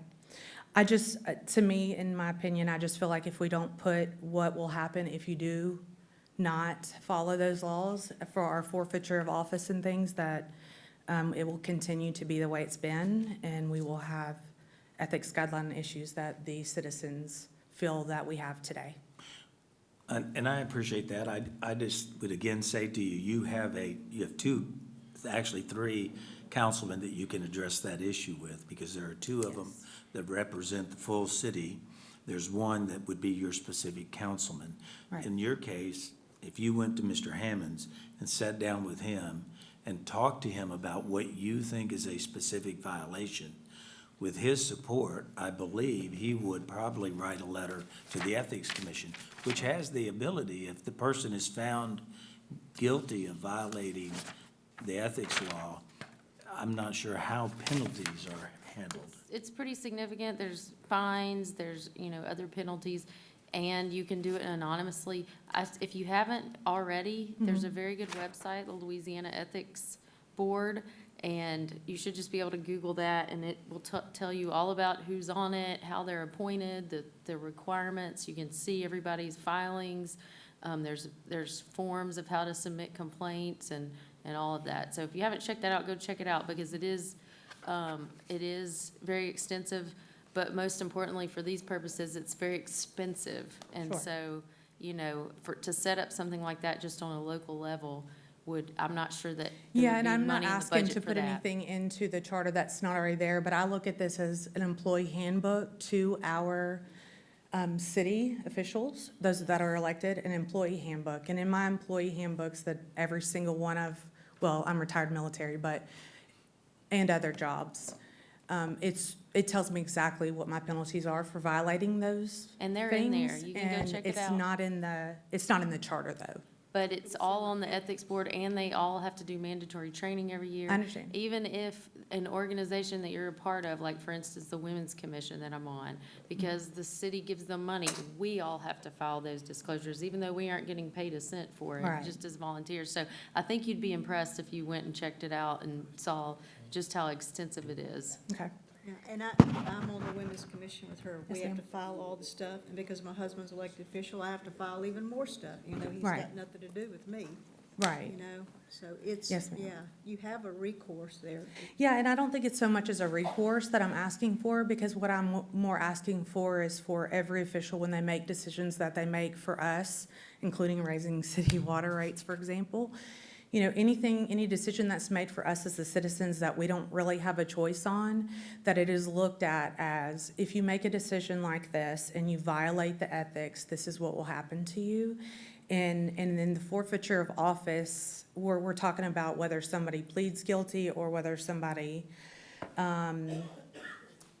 is convicted of a felony type thing, to forfeit the office. And while that sounds like just a few words are being changed, they're really important, and I appreciate you guys taking the time on this. And then, but in the same thing, if they mess up and they go to jail on their own, then they have to forfeit their office. But if they make a mistake and they do something to the citizens of Bossier City, there's no recourse, in my opinion, in the charter named out perfectly. They understand what happens if they get in trouble, but they don't understand.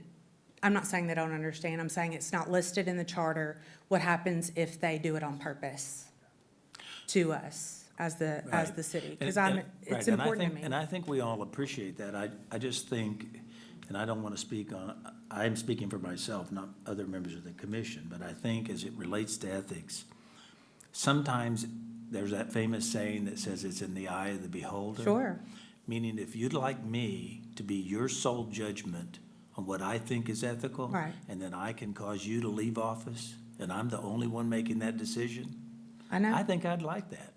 But I don't think you would. I understand And so that. the way that Due the state process. and the city has put it together is there's a citizens committee, just like we are a citizens committee. We're nothing more than citizens today, serving at no cost to try to redraft the charter. The ethics issue, I believe, is addressed in probably, and I don't know, this would be a Richard Ray question, is there not a city handbook that's given out to city employees versus the city charter as a handbook? Is Do there all those some- rules apply to the council as well? There's an employee handbook. Correct. And I know that Does the it city, apply to the city council? well, the city council does certain go through parts an of it would. orientation, and I got two city councilmen here. Great But- question. but I just don't see any reference to any of those things listed already in the charter. Mr. Jeter? Thank you. Ms. Cassidy, correct? Cassie? Okay. Would it satisfy your requirements if we added a section in the charter that says any elected official any citizens that feels an elected official has violated an ethics issue may file a written complaint to the ethics board and give them that information, because the link is ethics.la.gov, which specifies specifically what areas complaints you can file, but it also lists every member of the ethics board. Well, I And we would, have someone from North Louisiana that's also on that board. But if that would satisfy that requirement, then we could just add that if that would satisfy. the requirement. It would satisfy that requirement, but the requirement in total that I'm asking about is also the refrain from voting. But the state ethics board has to levy that punishment. If it's an ethics, you're talking about ethics violation, right? Or that's- Yes, but I want to make sure it's known that if you have a conflict of interest and you vote on something and then you benefit from it in any way at all, as far as monetary or social or anything else like that, if you benefit from it, that there are penalties to that. But how's the average citizen gonna know that since this The average particular- citizen isn't going this- to know well, that, because but it this will give the particular- opportunity for the councilman to say, look, man, you know, you shouldn't have voted on that, or hey, we can talk about this later, or something like that, like as far as like how that goes. But there are lots of us that feel that because that's not in the charter, and I didn't come up with that on my own, I did speak with some other people in my area. The refrain from voting thing, I feel, needs to be in there. Because if you don't refrain from voting and you vote on everything, and you're telling me that we don't benefit from anything, sometimes I think you should refrain from voting. Well, I think one of the ways we can resolve that is if we had transparency. This particular council tend to put issues on the board and vote on issues with no discussion. There's some discussion taking place someplace. So the average citizen, in my opinion, doesn't know exactly what those issues are and don't Exactly. get an opportunity. That's true. But this council should police itself. And I don't know if we've been doing a great job of that, but I know that any ethics complaint that is When you filed- always have, when it tends to be, from the public eye, in my opinion, from what I've seen, when it always tends to be 4 against 3, that's really hard to do. When you have 4 against 3 every time, when we're talking about votes for the different issues, whereas I have said 1,000 times to myself and to others, South Bossier's requirements are not the same as North Bossier's. So if it's in the place where you live and it benefits your business or it benefits your things, the things that you have going on in your life, you should refrain from voting. Because if it benefits you, that shouldn't be something you're allowed to vote on. Right, I don't. And that's not disagree in with the you. charter, and then I think if you do that, what are the consequences from that? And I know that's where the ethics code comes in, but because it's not written in the charter, I don't think it's being followed, because it looks like, to me, like, okay, well, I'm not gonna worry about that, I'm just gonna vote, however I wanna vote.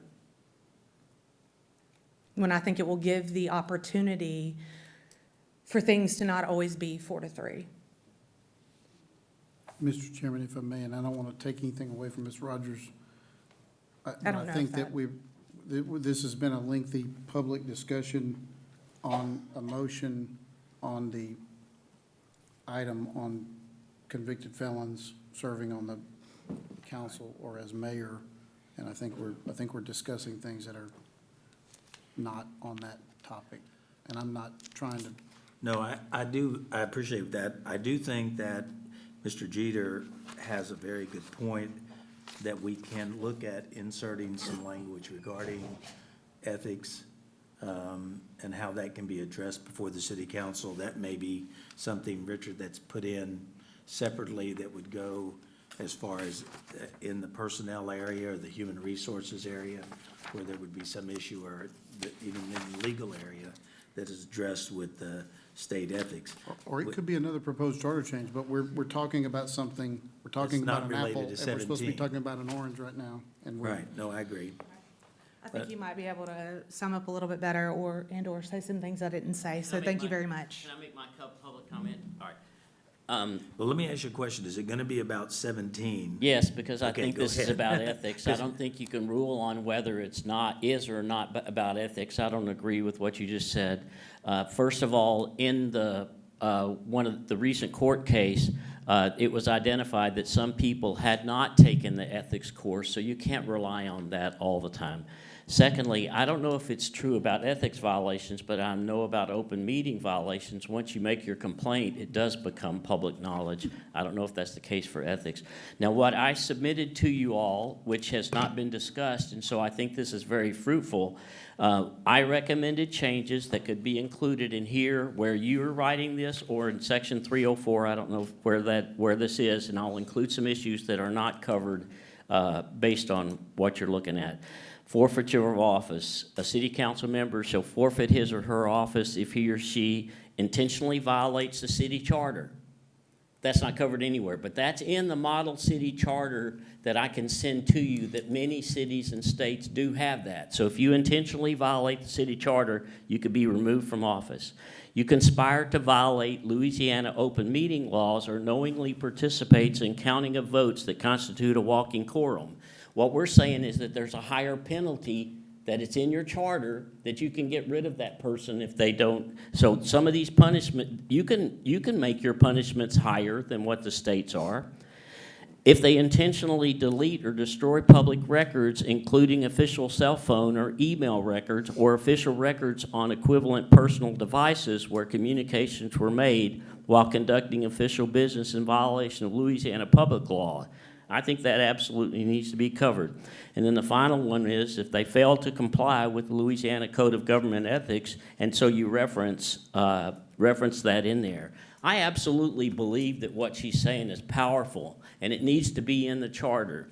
We have right now, I brought up that there was a conflict of interest during the water rate discussions when we know that one of our councilmen writes the insurance for the Port Authority.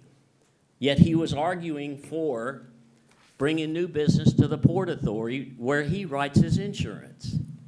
So no, I don't think you can say that. But let me. Wait. No, okay. please, respect your time and respect our time. Right. So the question is, if you had that as an issue, why did you not address that with the State Ethics Commission? Because you could put things in your charter. That's that not are the more question I'm asking.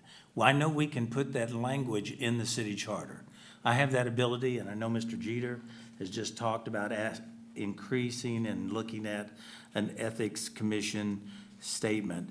I have a real problem about coming in and in the charter putting a penalty for somebody who violates an ethics law. You may not like it, Colonel, but it doesn't mean that you can go out and cut off somebody's head because you don't like what they did. So my question to you is, although I know and I've read your recommendations, they're all very legitimate.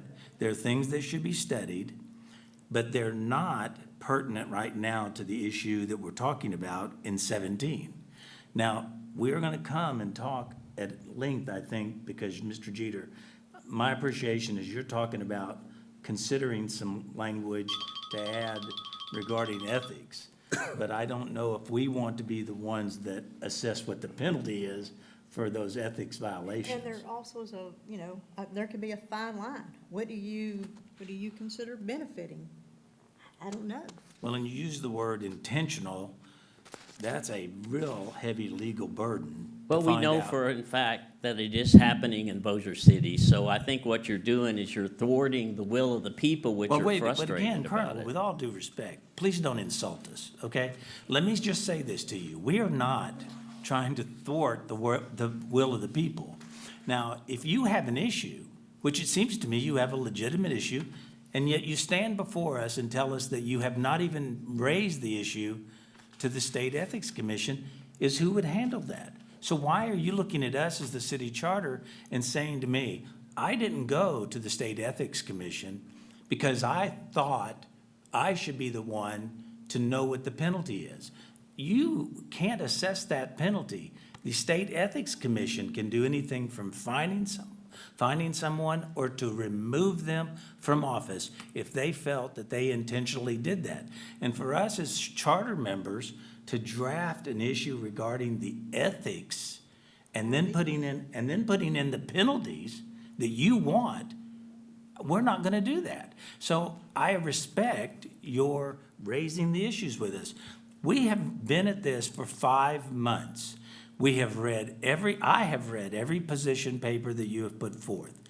And I have asked city council, I have asked the mayor, I have had conversations with every department head regarding those issues. So I'm concerned that you want the charter to do something that you're not able to get done, but you've not even addressed it through the process. Can I address what you just commented on? Sure. That's what you're doing as a charter commission. That's what you've been placed on the board. The concern that we have is 40% of the city population in Bossier City is not even represented in this meeting. So your position is probably something that a lot of these people standing behind me do not agree with. That you Again, should let be- me assess, Ma'am, let me interrupt you. You cannot state that, because what, it is your opinion, and I understand it, but listen, the city charter had the flexibility to let the city councilman appoint members. We can now recommend, which is something we're looking at, to adding the words, anyone serving on the charter shall be from the district of the city councilman who approves it. But the current charter does not say that. So the fact that a member, and I would say that, for example, I would not be critical, Ms. Willite has been one of the best, Morehart, too. Ms. Morehart, that's what I meant. Ms. Morehart's been one of the best members that we've had on the commission. And yet she is not from the council district of the city councilman who appointed her. But that doesn't mean that we are not, as citizens, aware of that. We can correct future city charters so that the issue, just as you pointed out, that 2 of the city councilmen put people on that are not in their district. That's not our fault. Well, let me. That it is legal, Well, it you're was putting legal this what on was me. done. I'm not criticizing Ms. Morehart. I think she's a fabulous person, and that she's done an incredible job. My point is that the city itself has other issues. Now, if you're, I think Mr. Jeter's recommendation means it's not a closed issue because you're going to add some other issues, it sounds like, about the ethics thing. I would recommend that everybody look at what I submitted. I think that in the model city charter, it specifically recommends, and people use it throughout the country, intentionally violating the city's charter should be something that you can be removed from office for. And then once you put that in your charter, then people know that they're going to be held to a higher standard. And so, but anyway, and I agree with you. And let me tell you something. This is a fabulous debate. I know it's taken a lot of time, and I appreciate being able to do that. But I will tell you that the state's penalties for violating these things is typically about $500. Does that keep somebody from their financial interests are way over $500? That's why I think this is more powerful, and I appreciate what you commented, Cassie. Actually, if you look at the penalties, I have them right here. Censure, $10,000 per violation, removal of office, imposition of restrictions of the servant, rescission of contracts, order of the payment of penalties in the amount of the economic advantage plus half. So it's not just $500. Yes, so. and I know just in the Women's Commission, if you're late for filing, you're a $1,500 fee. Right, one So, lady I that mean, quit. It's not a joke. You're Yes, not, it's very not a, serious. But I do appreciate your view, and I think that will be addressed at some point in the future. All right? I mean, I hope you understand, there are 22 chapters of this document. We have been very serious in looking at every page of this document, and we have taken the time to have public hearings which were not mandated. We have taken the time to keep everything as open to the public as possible and as transparent as possible. And every time we attack an issue doesn't mean that we're not important or knowing about another related area. So we will keep that in mind. Mr. Jeter, did you make a motion to? And to a look at second, that? we have, But wait a minute, you have an open motion and a second On the vote 17. on 17 on the council. Right. That's what I'm just You trying can't to- have another. We'll come back You gotta, to- you right. gotta address that one first, Mr. okay. Johnson. So we have a Gotta vote on motion on the table and a second. Do we have that, Ms. Moore, as to who the motion and second was? Juliana made the motion, Mr. Jeter second. All right. All those in favor of item 17 signify by saying aye. Aye. All right. Any opposed? Any abstentions? All right. Can I Now also we- make go a ahead. motion to apply the same language of 17 to 4.04 B2 so that the same language will apply to the mayor? That's on 45. Yes. Well, it's not But I 45 mean, is it's the whole on that one, page. that one paragraph. Right, We're just adding 4.04 the mayor to B2. that. I would second that same language being applied to section 45B as it applies to the mayor of the city of Bossier City. Okay. Second. We have a second, a motion by Mr. Jeter, seconded by Ms. Whitman, that the language as it's related to item 17 be applied to the language as it's related to the mayor. And for section 45B, correct. Correct. All those in favor say aye. Aye. Anybody opposed? Anybody abstain? All right, we can move on from there. That motion passes. Did you, Richard, get the gist of that motion? Yes, sir. Okay, good. All right. Item 45, do we need now the more discussion regarding that as it relates to the President Pro Tem, City Council, and the mayor at the full mayor's salary? That was the issue that I think we're talking about on 45. I think 45 is pretty all-encompassing. It's a lot of things on that page. There's some alternate versions. I think that would take some discussion. I mean, I think that if that's where you want to go now, that's, You want to refresh us on how, or that, just to give us a quick summary from that, Richard? well, from my memory, I believe that Mr. Jeter appropriately brought up that there were some issues with, in the event that the mayor is a mayor, there's a vacancy declared, and Mr. Jeter, it has in there, item C, it says alternate version. That is the alternate text that Mr. Jeter proposed that would allow for a quicker turnaround time. I'll just read it. Let me read what the current is so that for everybody's benefit. Currently, under the charter, it says, in the event of a vacancy in the position of mayor, the city council shall, within 10 days, appoint from its members a mayor pro tem who shall assume the duties of mayor until the position is filled as provided by law. When the mayor pro tem assumes the duties of the mayor, they shall lose their vote in matters before the city council. When the mayor pro tem assumes the duties of mayor, they shall be compensated at the rate of 50% of the mayor's salary for the first 30 days served, 75% for the second 30 days served, and 100% for the third and subsequent 30-day period served. That's currently what's in the charter. What is proposed under item 45 is that in the event of the vacancy in the position of mayor, a special meeting shall be called within 3 days and shall appoint a president pro tem of the city council as mayor who shall assume the duties of mayor until the position is filled as provided by law. When the president pro tem assumes the duties of the mayor, they shall lose their vote in all matters before the city council. When the president pro tem assumes the duties of mayor, they shall be compensated at the same salary as the mayor, but shall not be eligible for payment of the salary of a member of the city council. So I think what that says is that currently, every year, they vote to have essentially a president of the council and a vice president of the council. And so in the proposed version, if there was a vacancy, if the mayor had died or there was some other reason there's a vacancy, then within 3 days, there would be a special meeting, and whoever is the president of the council at the time would become the mayor at the same current salary of the mayor. I think that's a summary of what is proposed. Did I cover that well, Mr. Jeter? Yes, sir, you did. That is correct. Thank you. Can we handle items when we look at 45 and 46, because it also deals with the vacancy of the mayor? Can we do 45 and 46 the same? Richard, could you review 46? Well, 46 is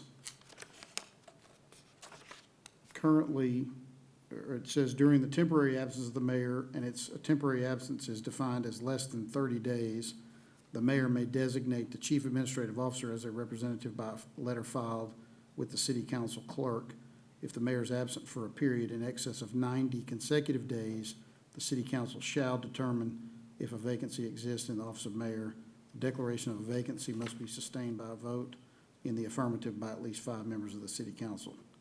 So what number 46 is proposing is that if the mayor is absent for a period of 90 consecutive days, then the city council shall meet and determine if there is a vacancy. And if there is a vacancy, then the city council will vote, but it would have to be an affirmative vote of at least 5 members to declare a vacancy. And then if that occurred, then you would either go back to what's number 45, determine how to fill that vacancy. All right.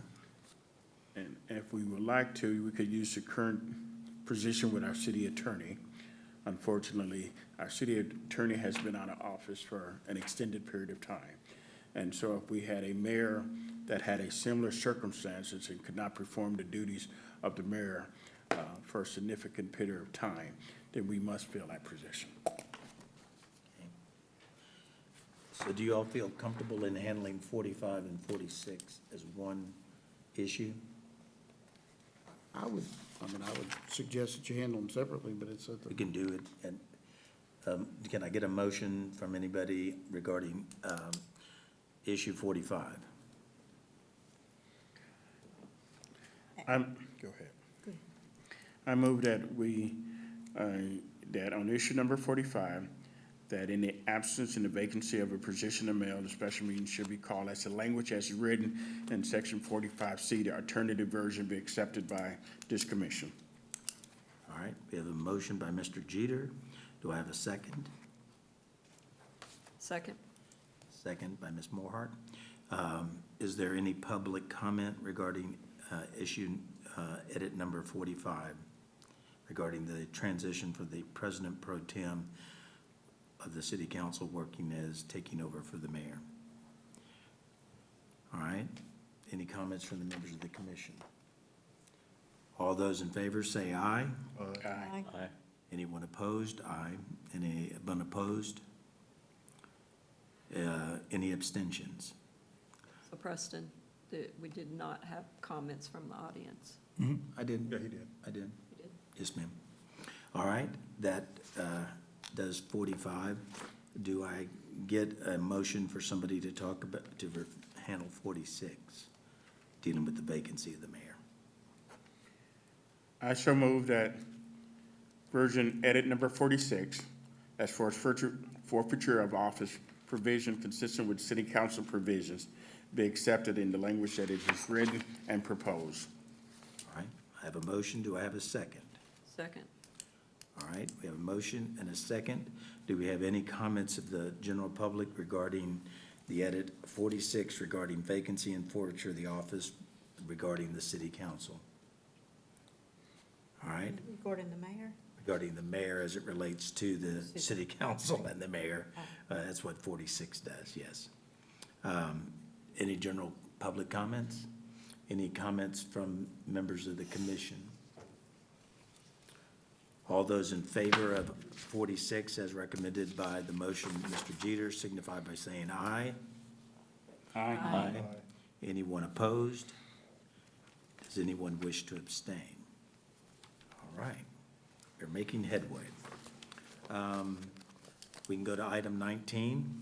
And we're not mandated, are we, Richard, to take these in any specific order? These are just the ones that, as you wrote them up? So if anybody looks at an item that they want to Welcome to specifically. do with this body what you Okay. determine to be the best. I just way don't to want you to feel, I'm just sort of taking it from the top, but these were put in here randomly. So I'll follow that, but if any member of the commission wants to pull up any issue as relates to any item, please feel free to do so, and I'll just sort of follow along. We're dealing with edit number 19. And just for everyone's benefit, that number 19, it's on page 14 of the current draft. Correct. It essentially talks about investigations by the council. Under the current charter, there's language in there that is, I think, absolutely unenforceable. It currently says that if any person refuses to obey a lawful order issued in exercise of these powers by the city council shall be guilty of a misdemeanor, and upon conviction in the city court of the city, be punished in accordance with city ordinance. There is less than 0% chance that what I just read is enforceable or constitutional in any court All right? in America. I think it's terrible verbiage, and so the proposed change was that it says, any person who fails or refuses to cooperate in an investigation may be subject to a monetary penalty not to exceed $500, which is something that would be enforceable. All right.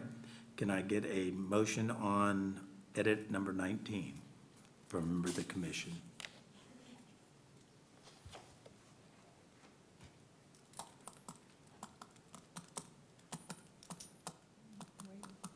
I'm waiting for somebody to. No, I'm reading, okay. Oh, okay. So we can read what it says. Yeah. And I'll open it up for a motion from any member of the commission. So moved. Moved by Mr. Cheatham. Do I have a second? Second. Seconded by Mr. Johnson. Is there any discussion regarding this issue as it was outlined by our attorney? Any members of the general public that would like to comment on that? If not, I'm going to call for a motion. All those in favor, or any members of the commission have any additional comments that you'd like to make? I'd like to call for a motion. All those in favor signify by saying aye. Aye. Aye. Any opposed? Say no. Any abstentions? Hearing none, edit 19 is adopted. Delay time for passage of ordinance. This is number 28. Richard, what page would that be on? 16? It's on page 18, and we had some discussion about this one at the last meeting, and Mr. Cheatham may remember. This is, essentially, there are several delays that are built in, and let me kind of clarify those. The one delay is that there is a veto period of 10 days, and currently, the veto period is the mayor can veto anything 10 days from the date of publication, which would, come after it's been published in our official journal. But there is a 10-day veto period. There's also a 10-day period where citizens can protest the passage of certain things. And then,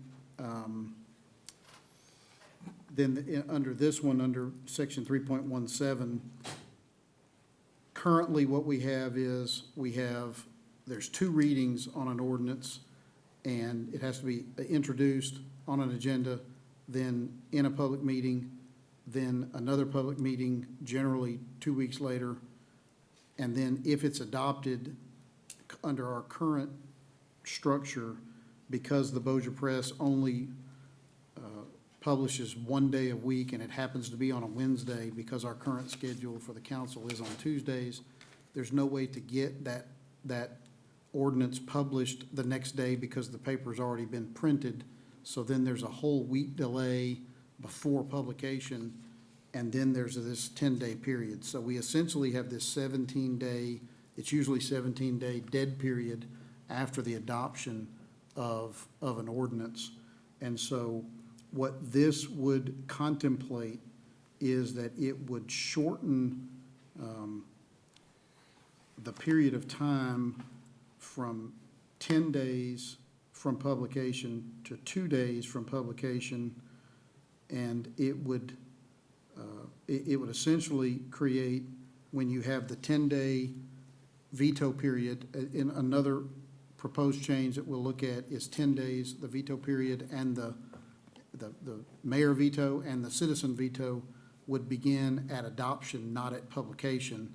So everyone would be on the same clock. There would be 10 days from the date that the council votes on an item and passes it.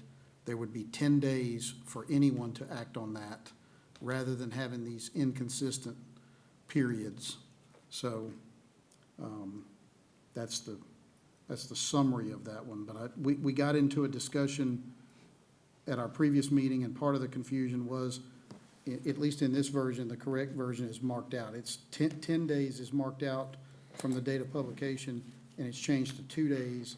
And that's because, like I say, the publication is already built in. There's already a 1 week delay in the publication. So this would make it 2 days from the date of publication. And I know this is the same discussion that we had, and this would open up, this would be an appropriate time to have a continuation of that discussion as to whether the general public has enough time from 2 days from publication, if that's the only place that they look is in the legals in the Bossier Press.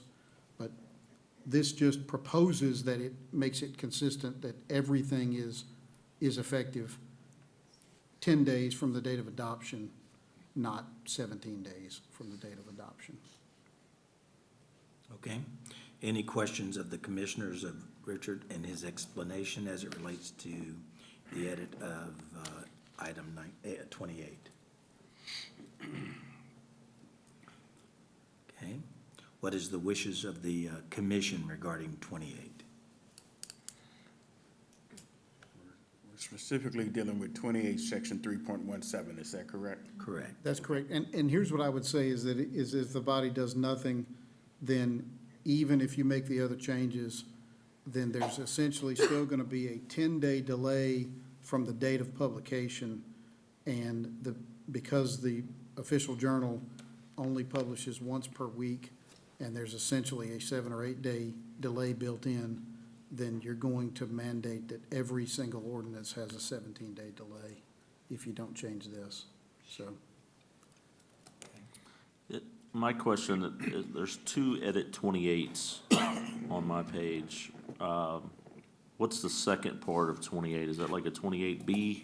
I think that's supposed to be 29, I would think. Yes. Okay. The second 28 should actually be a 29. It is, I'd have to match that up, I apologize, that should be 29, that's correct. 28 is actually 28, and the one that it says, the other 28 is supposed to be 29. Let me look at the last version, that's probably just a typo. No problem. I'll just make a comment while we're doing that.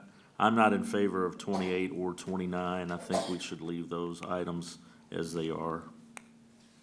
That is correct, the other one should be 29, I apologize. It should be 28 and 29. Okay. And we hadn't really talked about 29, but 29 would change the threshold of the number of electors under that 10-day protest period. It would, I actually think, I know that this, let me see what the current charter is. I believe currently it is 33%. It is under the current charter. It's 33? Right, I think that this proposed change would take it from 33% to 25%. I know that those edits are clunky there, but it should be that it takes it, the current change would be from 33% to 25%. So it lowers it, just to be clear. I agree with the So- lower so- threshold. Okay, so that's where I thought we were moving that to 33% from 25, but it's currently at 33 and we're lowering it. I That think so. changes my I'm stance on checking that. right now. Yeah. No, Okay, so- actually, it is, it currently, under the current charter, it's at 25%, so it Oh, would be my changing bad. it I to thought it was at 35. 33. Damn, we're not gonna change it to 30. I don't remember when the discussion was, I don't, but it is a, It is, so the current charter is at 25? yes, ma'am. Okay, I'm looking my at the bad current then. charter, it I is thought at 25%. I had read it 33. That changes your stance back. Yep. Correct. So just to be clear, even if we change the time to protest to 2 days after publication, they still would have 10 days after. Wait, so if you look at 3.18, it still says publication in the first sentence. So are you not gonna change that to 2 days also? Yeah, that's a good point. I mean, that is absolutely not consistent. I didn't see that, thank you. But I mean, if 28's not adopted, then it stays at 17 days anyway, and it stays 10 days after publication, which is consistent with the current 28. Okay? So Shane, your problem is you don't think it gives enough time for anybody to? Yeah, I to- think 2 days is not enough time to give the people of Bossier City to either A, research if there's an issue or concern they have. I just think that's too short of a time with 2 days. I don't think we need to be in a rush to change ordinances that maybe have been in place for years. Why do we have to, speed that from 10 days to 2? I would just like to see us keep that the same. Okay? Well, it's just 2 days from the newspaper. So there's other ways, there's a lot of other ways to learn about what's going on, so. And I'm not, I'm not arguing with you when I say that, I'm not. It's just if their only source of information is the legals in the back of the Bossier Press, then they would only have 2 days. And totally understand where you're coming from. Again, I'm looking at this, if I'm a voter voting on this, and they're trying to move things through faster, it just looks like it's not in the public's favor, but in the council or whoever's voting's favor. Well, I can just tell you as a practical matter, that 17-day delay causes problems very frequently. It's a long delay. It's probably the longest that any local government has, because So we have a 10-day delay after publication, and it's just, we have council meetings on Tuesdays, and the paper literally gets put in people's mailboxes or in their driveways on Wednesdays. It's already printed. So you have to wait a whole week to advertise something, and then you have 10 days from that date. So it turns into 17 days. It's just one of those things that it's a timing issue. If the Bossier Press printed more than once a week, we wouldn't have the problem, but it's the official journal and it only prints once a week. So could you make it, does it say somewhere else that you have a certain amount of time? Or are we just, what if the Bossier Press Tribune changes it? And, would that then shorten the time, or could we say before 2 days from the date of its publication, or 10 days from passing, or something like that? That way that it's clear that you have at least 10 days from the time they vote on it. Right, but I think that's what, to Mr. Cheatham's point, if it's 10 days from the date they vote on it, and the person, the only way that they get their information is in the Bossier Press, then they're only gonna have those 2 days. But if they do watch the meetings, then how many days do they have? 10. 10. It says that somewhere else? Well, it's just, they would know what's going on because they would watch it. So they would have 10 days to file to Mr. Cheatham's point, that 3.18 protest period would have to be modified as well. But if someone were watching the meeting, or if they came in person, then they would have 10 days because they knew what happened. Right. This 2 days would only come into play as if the only way they find out about things are in the legals in the Bossier Press. My concern would be changing it because it's based on the practice, that the 10 days is basically based on the practice of the Bossier Press, which they could change. And then your whole charter's changed to limit the amount of time, right? It's the timing of the city council meetings and the timing of the day they Yeah. publish. If the Or Bossier if the Press, meeting's moved. yeah, if the meeting was moved from Tuesdays to Mondays, then the problem is essentially resolved. If the publication of the Bossier Press moves from Tuesdays to Wednesdays, from Wednesdays to Thursdays, then the problem is resolved. But I don't see either of those things happening. So right now, we're just stuck in this scheduling weird time of the day before the publication of the paper is the city council meeting, so there's just no way around that 1 week delay that no one can avoid. So you're saying we couldn't change it instead of from the date of publication to be 2 days from the date of publication or 10 days after the ordinance passes, whichever is longer or something like that? No, it could, and I think that that would be the cleanest thing, would be to make everything 10 days from the date of adoption. But if everything is 10 days from the date of adoption, So then That you're would- not shortening anything, you just change it from publication to adoption? correct. But you are, to that person that only gets their information from the legals in the Bossier Press, then they don't know about it until it's published, which is a week later. But if it's, I mean, how many people are gonna wait for a publication to come out? If they're that interested in it, they're probably gonna be at a meeting, don't you think? Or watching the meeting? If it said that, would that satisfy you, Shane? Because it's not reducing any time, you're just changing what starts the clock from publication to adoption?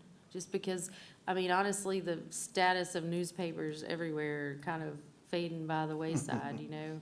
I mean, so, and if we want this to last 10 years, that might not be a good thing And- to put it on. And I can hear Ms. Nottingham, who couldn't be here today, saying the legislature gets closer and closer every year to changing the way that publications can be done, rather than it having to be in the paper that is in somebody's mailbox or in their driveway. They're getting closer every year to making it where the publications can be online and have more flexibility, where people would have greater notice. Frankly, I wish they would change that so that you could publish it electronically the very next day. But right now, it's just not that way. But I do think that shortening it from 17 days to 10 days would be very helpful. And I don't think you're taking away anyone's rights if you shorten it from 17 days to 10 days. 10 days is what most other governments have. Frankly, I don't think most of them have that period built in. But if we made it consistent, 10 days from adoption, there would be a veto period by the mayor, there would be a veto period by the citizens. I think that would be more That would still appropriate. give them that 10 days. That would Right. give the mayor his 10 days, and that would give the citizens their 10 days. It would, but to play devil's advocate, if the citizen is only getting their information from the back of the newspaper, then if it's That 10 goes days 2 from days. adoption, then they don't have the 10 days because they waited till the paper came out a week later and they looked at it, and they still have 2 or 3 days. But at least Still think- it resolves the issue of going from 17 days down to 10 days. I see 2 ways we could address this issue. Number one, the council has ability to change what day they meet. They don't have to meet on Tuesday. That's a day they decided on their own that they're gonna meet on Tuesday. They can always move their meeting date to Monday and meet that publication deadline. The second issue that I have is that we've agreed to hire our IT department. We're adding a new department into the charter. I don't see why we cannot mandate that the city, all of the city minutes and ordinances and everything be placed on the city website, you know. Well, through this- we do, but it's a state law where it has to be in the official journal, and the official Right, journal. and I'm not saying we don't put it in the official journal, but for the timeliness of our citizens, we mandate it going onto the city website, so it's on there within 48 hours. It's there. Yeah, it's already there now. We do that now. So they Just do live have stream the another meeting. way of looking at it, other than waiting on a Bossier Press Tribune that nobody reads, and if you do read it, you gotta have a magnifying glass to read it because of the number of legals in it.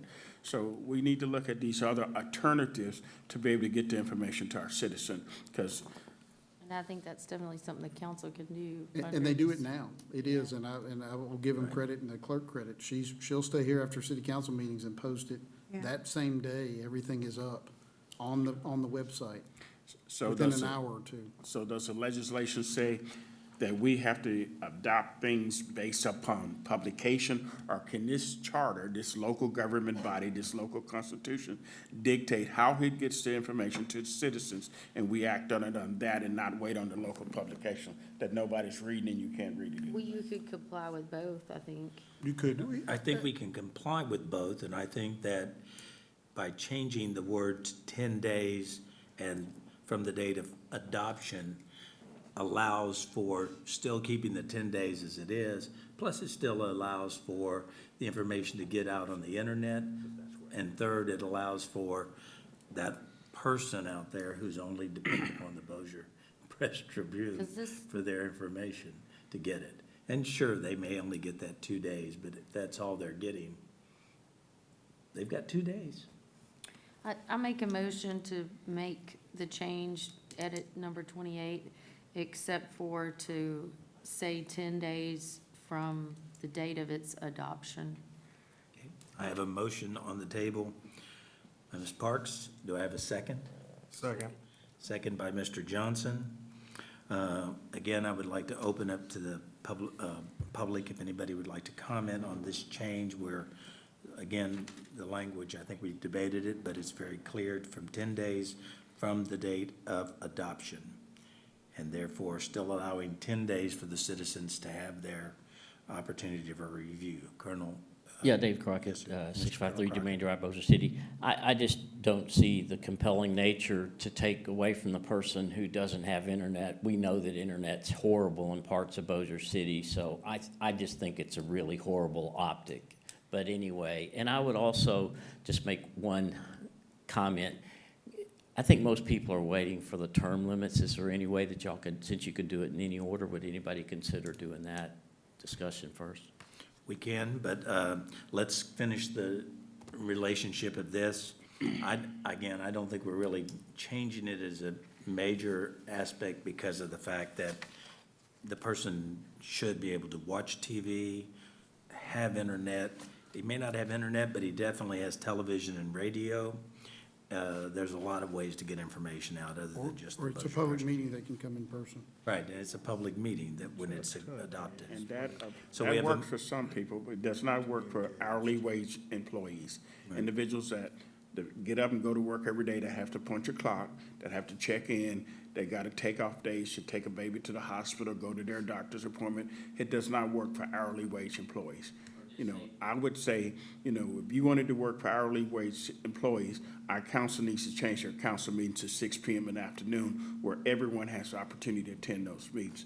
Because I have to take off work and take my leave time or sick time to attend a council meeting. Because I can't be on my payroll clock getting paid by them and sitting in a council meeting. Okay, so as it relates to this, we have a motion and a second. Thank you for the public discussion. Any of the members of the commission wish to make a comment? Thank you, Mr. Jeter, for your comment. All those in favor of Ms. Park's motion say aye. Aye. Aye. Aye. Any opposed?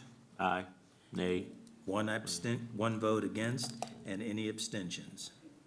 All right, motion passes. All right, that's edit number 28. At this time, Mr. Chair, I would like for us to move to the term limits for the mayor and council. All right. So flip over to the second page, it's edit items 1, 3, 7, 12, 13, 16, 33, 35, 37, and 40, dealing with the term limits of the mayor and the city council. And I think we have several alternative versions. Mr. Ray, I know you love being put in the limelight, but would you kind of give us a general highlight as it relates to term limits regarding both the mayor in version A and the city council in our different versions? Sure. And Richard, before you jump in there, I would like to make a suggestion. That edit number 1, I feel like that's something that probably should be voted on after we hit some of the other areas of that. I know that's just changing where it says members of the city council shall be eligible for reelection. Wouldn't that be something that we would vote on after we've decided if there's gonna be any changes? The reason that's in there, Mr. Cheatham, is that that just gives us a version that has no changes. So that's what's in the current charter. It just says members shall be eligible for reelection. Okay, so that's, So that's status quo, no change. That's why there's just different versions, and so, but I guess my question to that says shall. And I believe that I've heard over the months and maybe years of talking about term limits, that one of the issues is should that say may be eligible for reelection? Well, Based upon if we move forward with some sort of term limits? the wording that you're looking at in 3.01B is exactly the way it is now. It says under the current charter, members of the city council shall be eligible for reelection. So it's just, that's just leaving it alone. I mean, I'm not saying that there shouldn't be discussion of a change. That just gives you a version that is no change at all. So it's just a way to have highlight something to say, this version A is no change, no term limits, what it is currently. Does that make sense? Yes. Okay. And maybe I'm not understanding the question, but I just want to make it clear that that's not anything that is changed. That just, currently, the city council members shall be eligible for reelection. They are. They're, you know, they don't have to put themselves up for reelection, and they don't have to be elected, but they shall be eligible. That's just what's currently in it. Does that make sense? So version A, Version Yes, A leaves are we it the same as, and with no changes at all. now, if we talk about, when you say term limits, it's, you know, mayor and the council, so just Correct. chronologically, are we gonna start with chapter 3 with the council? Yes. Okay. Correct. So version A that's in there at page 5 with the council is the way it is now. Just members can be eligible for reelection.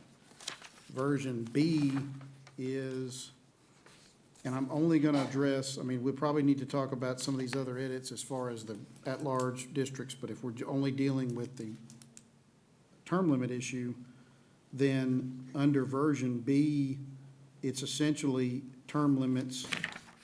It would, members of the council shall be eligible for reelection, except that no person shall be eligible for election to the office of city council for more than 3 terms. The limit on the term shall apply to any term of service that begins on or after July 1, 2025.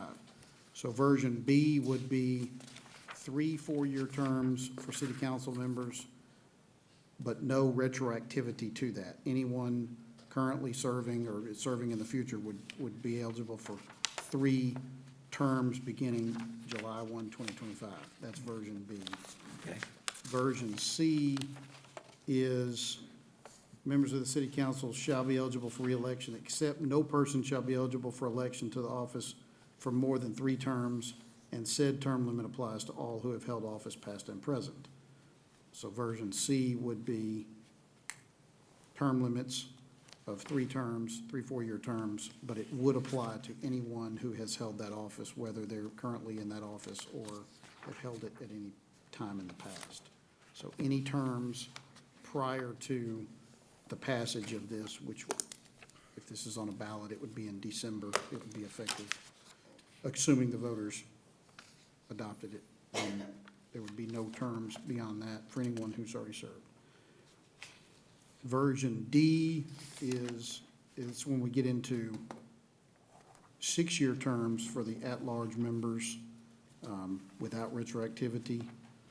That would be 4-year terms for the 5 district council members, and they would be limited to 3 4-year terms for 12 years, and the 2 at-large members would be elected for 2 6-year terms, and they would be limited to 2 6-year terms for a total of 12 years. And as the body recalls, that was one of those issues that was discussed, so that if term limits are implemented, the district council members would be on a 4-year cycle, and the at-large would be on a 6-year cycle, so that it would create some overlap, and you wouldn't lose everyone all at the same time. But it would still be a total of 12 years, whether you serve 2 6-year terms as at-large or 3 4-year terms as a district council member. It's still 12 years. That's version D, but no retroactivity.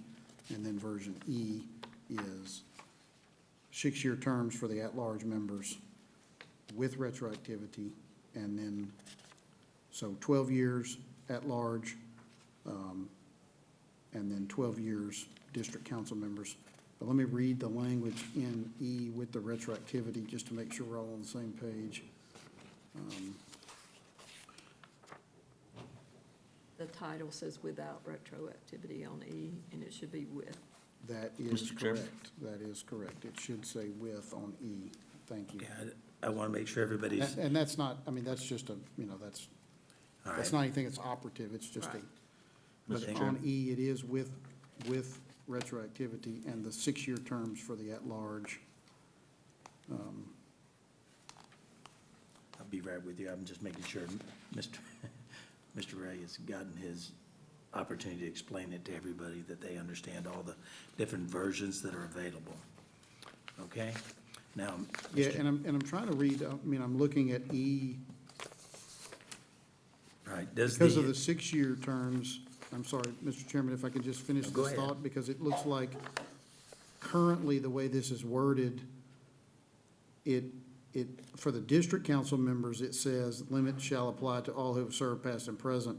But the way that this is currently written with the 6-year terms at the at-large, it does not say that that would apply to all who have served past and present. And I mean, I don't think that that's what is intended, so we probably need to take a close look at that language. I just want to make sure that everyone's, okay, and that's not anything that's intentional in that. I'm just, that 6-year term we added later, and those were versions that were added in as alternative versions. But let's just be very deliberative and make sure that we're doing, that y'all are adopting what you want to adopt, or you're debating what you want to debate. But I think that if E is with retroactivity, then that would need to be edited to include that language that it would apply to all who have served past and present. okay. Does anybody have a question regarding the explanations from Mr. Ray? I'm just waiting on my turn, sir. Okay, I'm done. Just- all It's your right, turn. just making sure. All right, Mr. Cheatham, you have the floor. Just, Richard, just to verify, version C, term limits on city council with retroactivity. That means if you've served 12 years, you are not eligible to run again. Is that correct? Yes, the way that's written, yes. Okay. At this time, I would like to make a motion that the Charter Commission adopts version C of term limits for the city council. Now, let me make a clarification. Version C is an entire thing, so we just need to. Correct. So- Just on the term limits part that would be edit Actually, number I would, 7. I would be making the motion for that entire version, the edit 6, 7, 8, and 9. Okay, that would, so Well- that includes the division of the at-large members into Division A and B. Term and limits would be retroactive. And that's fine, we just haven't, I mean, I know that we've discussed it as a group, but the other issue is that the at-large would be, currently they run against each other. As Correct. many Under as this there are. version, it would be, you declare whether you're going to run for Division District A or District B. That's correct. Okay? So we have a motion on the table to adopt version C. Do I have a second? Second. Okay. Seconded first, motion by Mr. Cheatham, seconded by Mr. Johnson. All right. Is there any discussion? First, I guess we can start with anyone in the general public that would like to comment before we, then I open it up to the commissioners. Mr. Crockett? Any surprises? No, No, listen, there we I go. appreciate the opportunity to comment. No. I just want to address, you guys have been wonderful in dealing with this whole issue. I just wanted to address a few issues, listing some of the big cities in Louisiana that have term limits. New Orleans, Baton Rouge. I think Shreveport does, but I didn't find it in their charter. It does. I'll do that research. Lafayette, Kenner, Monroe, and I haven't looked up every city, but those are some of the largest cities in Louisiana. I think they very basically Miss Williamson, they're the experts. And that's the people that I think you have to rely on over and over again. I don't really see any of the arguments for the other positions where you need to have somebody for 6 years. You're always going to have a few people that are in the city that don't don't have anybody that runs against you, or secondly, we've got powerful people in the city. And then the third thing is that you do have the mayor as well. The likelihood of you losing all those positions at the same time is not very high. I think one of the things that will benefit, the city will benefit from by having term limits in this form is that this will instill a lot of confidence in the city that you're going to have change, that you can see some sort of relation to a lot of the other issues that we've talked about, the fact that the debt has grown so fast. It does encourage people to come into the city council positions and the mayor position with change in heart, that they can make a difference. They don't have to run 3 terms in a row. They can back off a term and then come back. And I just think it's very productive. I hope that if anybody has any questions, I know you can challenge this. Some people think that continuity is an issue. I've seen heroes over here that are brand new in the council that make some of the best recommendations that are disregarded because people have been in too long. And I think when the city hears things like, if I had read that, I wouldn't have voted for it. That is a part of laziness. It's a part of getting kind of pushed by 1 or 2 councilmen that have been in for 22, 26 years. And I just highly support this, and God bless you. Thank you. Yeah, thank you, Mr. Crockett. Mr. Marriott, hiding in the back of the room. Would you like to comment on our motion for term limits version C? Yes, sir, I would. West Marriott, 211 Shadow Ridge Drive, Bossier City. Ladies and gentlemen of the Bossier City Charter Commission, thank you this evening for your hard work tonight and the past several nights. I would like to take a moment to advocate for the implementation of term limits for our city council and for the mayor, specifically version C with retroactivity. Behind me, you see my 5-year-old daughter, who represents not only my family, but humbly, I would say, the future of Bossier City. She embodies the hope and promise that we all strive to nurture in our community. But if we don't act today, along with her peers, she's going to inherit a city where the same faces and the same ideas have persisted unchanged for decades. Over 3,000 of our fellow citizens voiced their demand for term limits through their signatures on the term limits petition. These were not just any 3,000 residents. It was not 3,000 residents of the 63,000 residents of Bossier City. These were the 3,000 that the Bossier City Term Limits Coalition knocked on their door. I firmly believe had they knocked on 63,000 doors, we would have 63,000 signatures. That's how popular term limits is in Bossier City. People are crying out for change and for fresh perspectives. They want their government to evolve with the times and reflect the dynamic nature of our city. Bossier City is also a proud military community where service members understand that progress and change are essential. In the military, stagnation is not an option. You either move up in rank or you make way for the next generation of leaders. This principle should apply to our city council and our mayor as well. Long-serving council members, some of whom have been in office over 20 years, may have once served us well. But the time is now to bring in new energy and bring in new ideas for our local government. Unfortunately, despite this clear mandate from the voters, there are forces within our city council who resist these necessary changes. They argue against term limits, seeking to maintain the status quo. But I ask you, is this resistance in the best interest of the city? Is this resistance the common feeling of the people that are in this room or watching at home? Is it fair to the young voters of tomorrow, like my daughter, to deny them the opportunity to see the city flourish under fresh leadership? The Charter Commission now has the unique opportunity and the necessary votes to enact term limits retroactively. This is not merely about limiting terms in the future, but correcting the course of our governance to align with the democratic principles that we all hold dear. It's about ensuring that no single individual holds too much power for too long and that every generation has a fair chance to contribute to the progress of Bossier City. By implementing term limits, you are fostering a culture of accountability, innovation, and responsiveness. You are paving the way for new leaders who are in tune with the current needs and aspirations of our citizens. This decision will ensure that our government remains vibrant and capable of adapting to the challenges and opportunities that lie ahead. Ladies and gentlemen, let us not miss this critical moment. Please heed the voices of over 3,000 voters.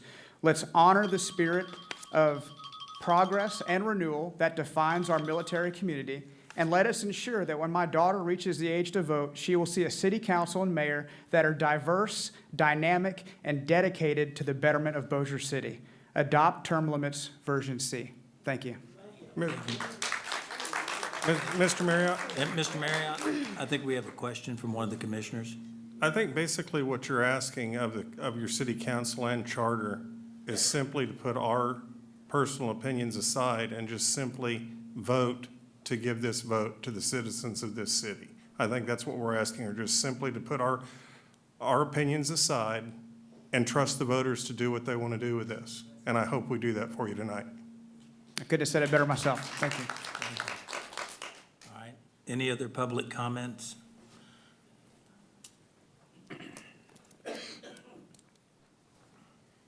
Hello again. Hello. Hopefully this will go a little bit better. Cassie Rogers, 4914 General Sterling Price Place, Bossier City, Louisiana, 71112. I do also agree with the motion that Mr. Cheatham gave for version C. It is my personal ambition to get the rest of the signatures for the term limits petition. I actually have one. If any of you have not had the opportunity to sign, you're more than welcome to sign tonight in case this doesn't go the way that the citizens of Bossier City have said they want it to go. So I also ask each one of you to put your personal feelings aside and to please, please put version C as the mayor wants it and as city council, some city council members, but a lot of the citizens of Bossier City. I'm tired of knocking on doors, but I will continue to do it.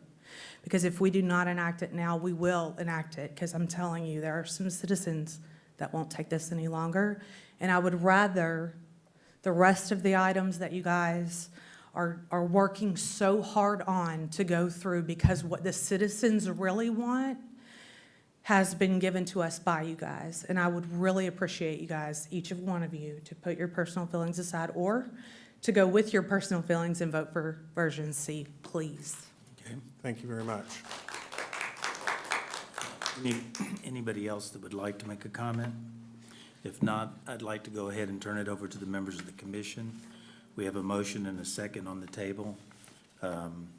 Would any members of the commission want to speak before we call for a vote? I just want to remind everyone, we're not here tonight to represent our personal feelings, our personal agendas, or personal ideas of ourselves or the council. We're here simply to give the people what they've asked us to give them. And I'm just simply saying, a vote for C, we're just giving it to the people. We're not approving it. We're giving it to the people of this city that pay taxes each and every day. And we're going to go with what you give us.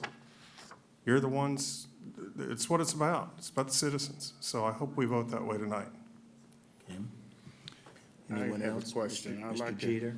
I'd like to get an understanding of the at-large districts. How do you propose, Mr. Ray, how you see the boundaries of the at-large districts being drawn? I know we got at-large district A and B. What are those boundaries gonna look like? Well, the boundaries are still the same. It's the entire city. Okay. It's just that rather than, I guess in the last election, there were 4 people, including yourself, that ran for at-large. 4 ran against each other. Most jurisdictions, I can't find another one in the state of Louisiana that does it the way we do it, where everyone runs in an entire city against each other. It's typically, there's an office, they're designated like this is, either A or B. And the way that this would be designated, there would be an at-large A, which is the whole city, and an at-large B, which is the whole city. And when you qualify for either A or B, but it's not everyone running against each other. But it would still be the same boundaries. It's the entire city. All right. Thank you. I just Other wanted to get some questions? clarification. Thank you. Any other questions? I have some comments I would like to make. Go ahead, Ms. Parks. There's been a lot of talk about the citizens and whether they're represented, but every single citizen gets to vote in the elections. And so when you talk about, you know, these citizens want this to happen, these citizens want this to happen, you're ignoring the election results and the number of people who voted for people who would be kicked out under these provisions. So each of those voters, their vote and their opinion is just being cast aside. Basically, what this says is you couldn't beat them in an election, so we're gonna change the rules. We're gonna have people who, weren't able to get the votes, so we're gonna change the rules. We're gonna have a special election. We're gonna tell people how great term limits are. And this isn't anything new. I think I've said it before, but, you know, if I went to court and me as the plaintiff, let's say I was the plaintiff, I was the only one that got to talk, and the defense never got to talk. I would win every single time, or else I should give up my shingle, because that's just how it is when you hear one side, okay? And so when the people say, yes, we knocked on all these doors and everybody signed the petition for term limits, but what I want to know is, what did you tell those people? Because the ones that I've talked to, that I've said, oh, yeah, you're for term limits, you know, what do you think about it? And you try to talk to them about it, they didn't hear the negative side. All they heard was, term limits are so great, you know, nobody talks about all the people who voted in the one person that you're trying to get rid of with this.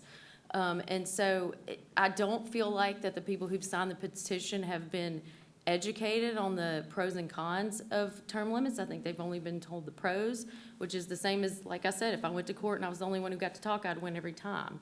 And so when you say these people want term limits, I don't know that that's necessarily true, because they have not, the negative sides of that have not been discussed with these people.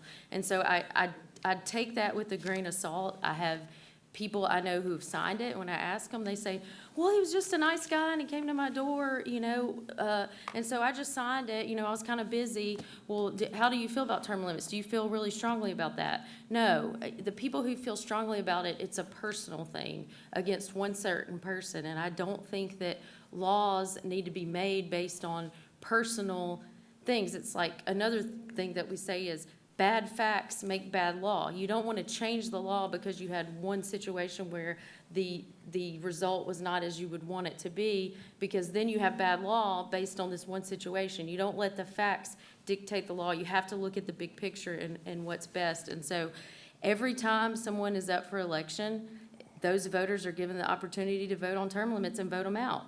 And this last election was a very good example of that happening. I mean, you had several long-term city council members who were voted out. So to say that you have to have term limits for those people to be able to be voted out, it's proven wrong by the last election. I mean, look at Mr. Hammonds and Mr. Smith. And another thing that I want to say is, I'm new on the police jury, and I know they're relatively new on the city council. If somebody told me that I was going to be the oldest police jury member next time and I wouldn't have anybody to ask questions, that would scare me. But if this passes, y'all are going to be the oldest. There's not going to be anybody to say, hey, why did we do this? Hey, why did we do that? You know, and there's a lot of discussion about the institutional knowledge. And so I think the system here has worked out to where you do have new blood, people do have a new opportunity to run, and they can get elected, whereas other people who like some of the institutional knowledge, the voters are allowed to keep that. So this is sold as giving the power back to the voters, but in reality, it's doing exactly the opposite. It's telling those people, and if you look at the election results from the last election, I mean, I think it was like 80, I had it on my phone and I can't find it tonight, but it was, I think it was 8,700 people voted for mayor, or 8,200, which double that would be what, 16,000? I mean, yeah, 16,000. But then if you look at. That was the total adding the two together. That 8,700 people voted. In what election? In the mayor's election and the city council. Total of 8,700 who voted.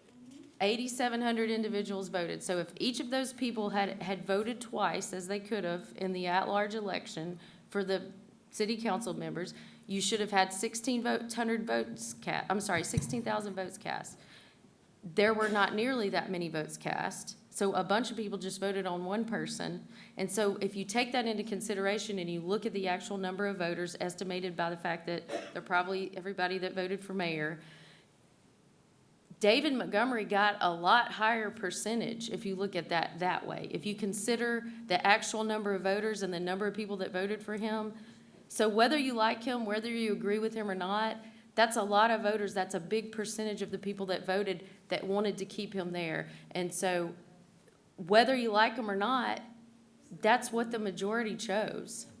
And if you really want him out of there, then go campaign against him. He's an at-large, he's not even for a specific district. I would just But ask to that we. change the rules, Because I'm not changing the rule, but I would ask that we not make this on a personal level. No one, to my knowledge, has asked or spoke about a specific city councilman. but I'm using that I'm as an just saying, example. Let me but I- finish. I'm but I using that understand, as an Ms. Park. example because You've been talking 5 minutes, and I'm being those are respectful of your time. and we have been here, and I have been at every meeting for more than 2 hours, many, many nights. And if I can't talk about this for a few minutes, because this side has never been talked about, okay? And regardless of how we vote, everybody here needs to understand that there is a negative side. And I looked at studies where term limits have been touted to all the voters, and what was the result at the local level of term limits? More polarizing of the people. And what is the worst thing that we have going on here? If you look over at Shreveport, they can't do anything because all they do is fight. And when you look at the statistics on term limits, that's what happens. That's the result of it, is it's more divisive, it's more polarized, kind of like we have at the national level now. And that scares me, because I think we do things better over here in Bossier. And I think there's a reason, and I think there's a reason that we are the, Ms. we are the Parks. highest. Ms. Parks, I You've think the had over correction 5 was minutes. 80% voted in favor of the most recent city bond issue for water and sewage, so I can't say that polarized.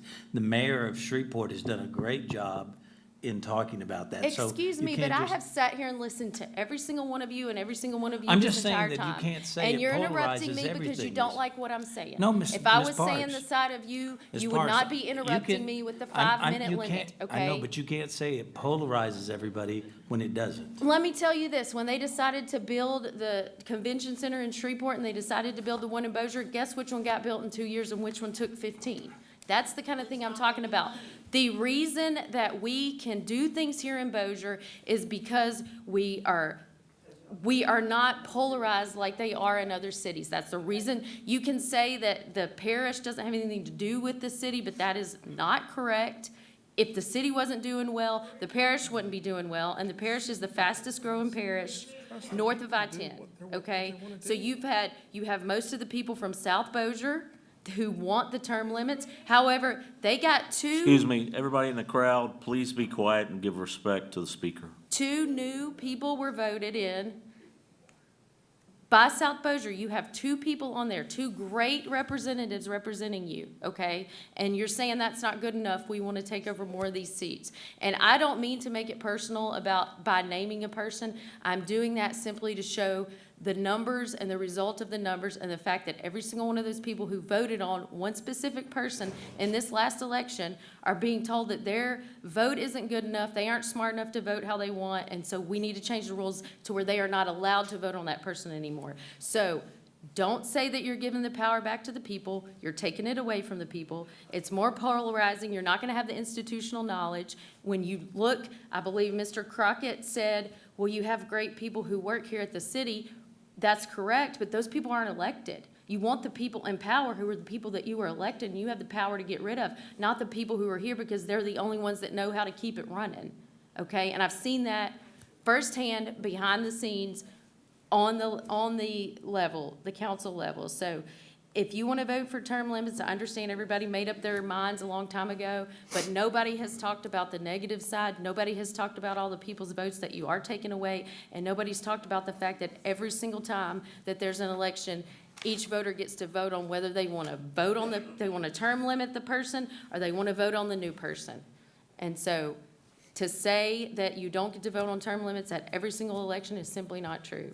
So that's my opinion. It's not personal at all. It's simply viewing it from the level of, instead of, oh, we have this one situation, so let's change the big law to fix this one situation. Let's look at the law and look at the results and look at how that affects people, taking the personalities out of it. And from that perspective, I don't think that this is a good idea. Thank you, Ms. Parks. Any other commissioners who'd like to make comments? I would. Ms. Whitman? And, we have difference of opinions. That doesn't make me a bad person, doesn't make Julianne a bad person, and doesn't make Shane a bad person. We are products of how we grew up. I was raised by a great deal by my grandparents who were immigrants.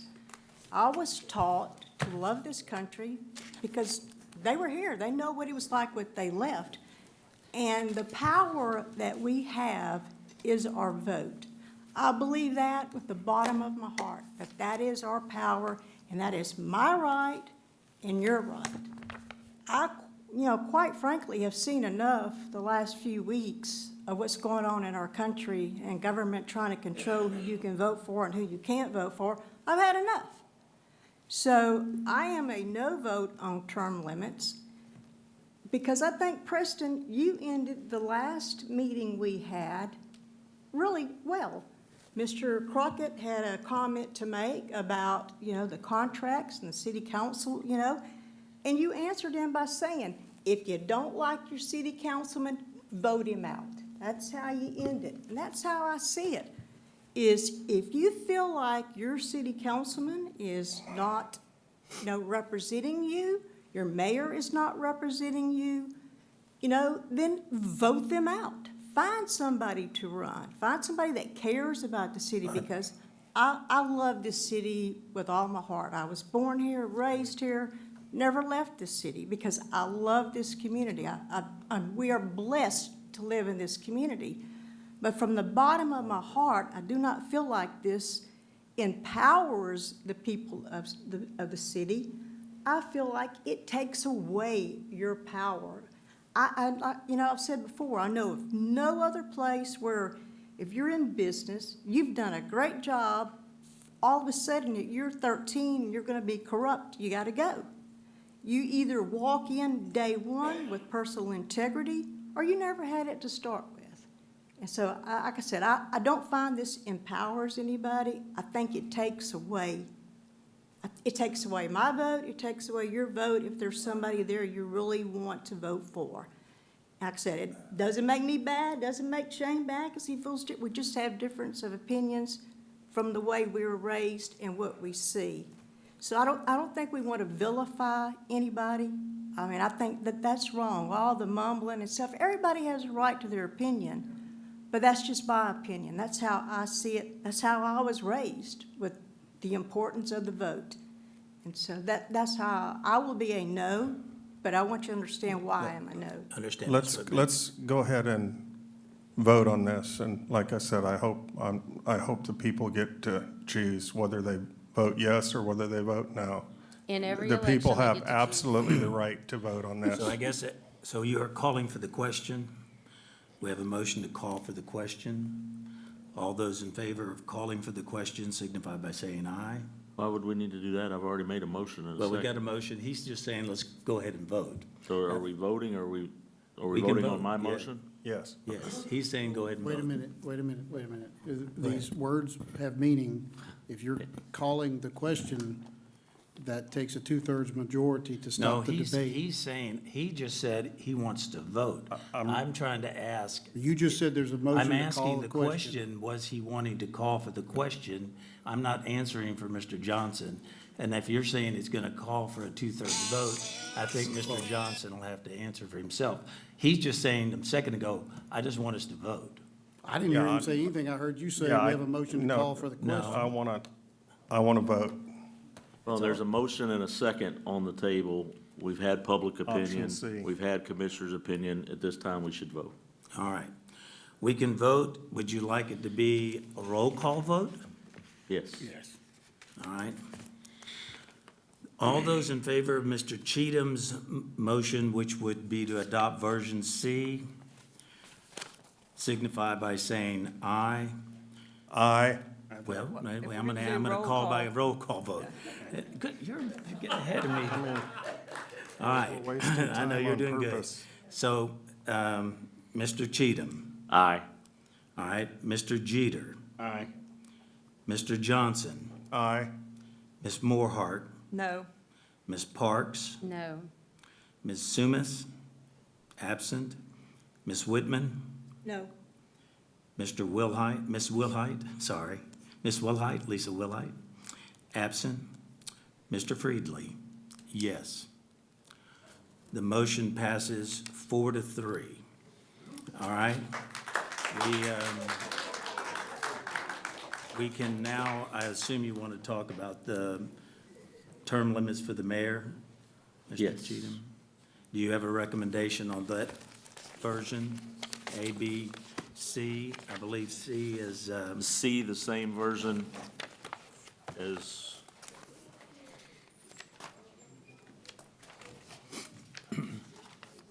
right, on page 23, version C, term Yeah, limits they don't with care about that one. retroactivity. It's a very They got simple their one mayor in. that just includes the mayor. yes, I would like to make the motion that we adopt version C on term limits for the mayor with retroactivity. Second. Mr. Cheatham made a motion, seconded by Mr. Johnson. I'm assuming we don't need to go into the same issue as it relates to the mayor. Would you like a roll call vote? I would assume any public comments? Anybody? No? Any comments I think we debated that issue pretty thoroughly. Would you like a roll call vote, Mr. Cheatham? Yes, please. All right, Mr. Cheatham? Aye. Mr. Jeter? Aye. Mr. Johnson? Aye. Ms. Morehart? No. Ms. Parks? No. Ms. Sumis is absent. Ms. Whitman? No. Ms. Wilhite is absent. Mr. Friedli, I vote yay. That motion passes 4-3. It's a long night. We have one more meeting opportunity to schedule a meeting on June the 18th at 6 o'clock back here in the council. I'm not available. If I may, respectfully, Mr. Friedli, before, I didn't want to say anything. But you gave us the date, so that's where I got the 18th. Well, you're putting words in my mouth. I would like to go back to edit number 29.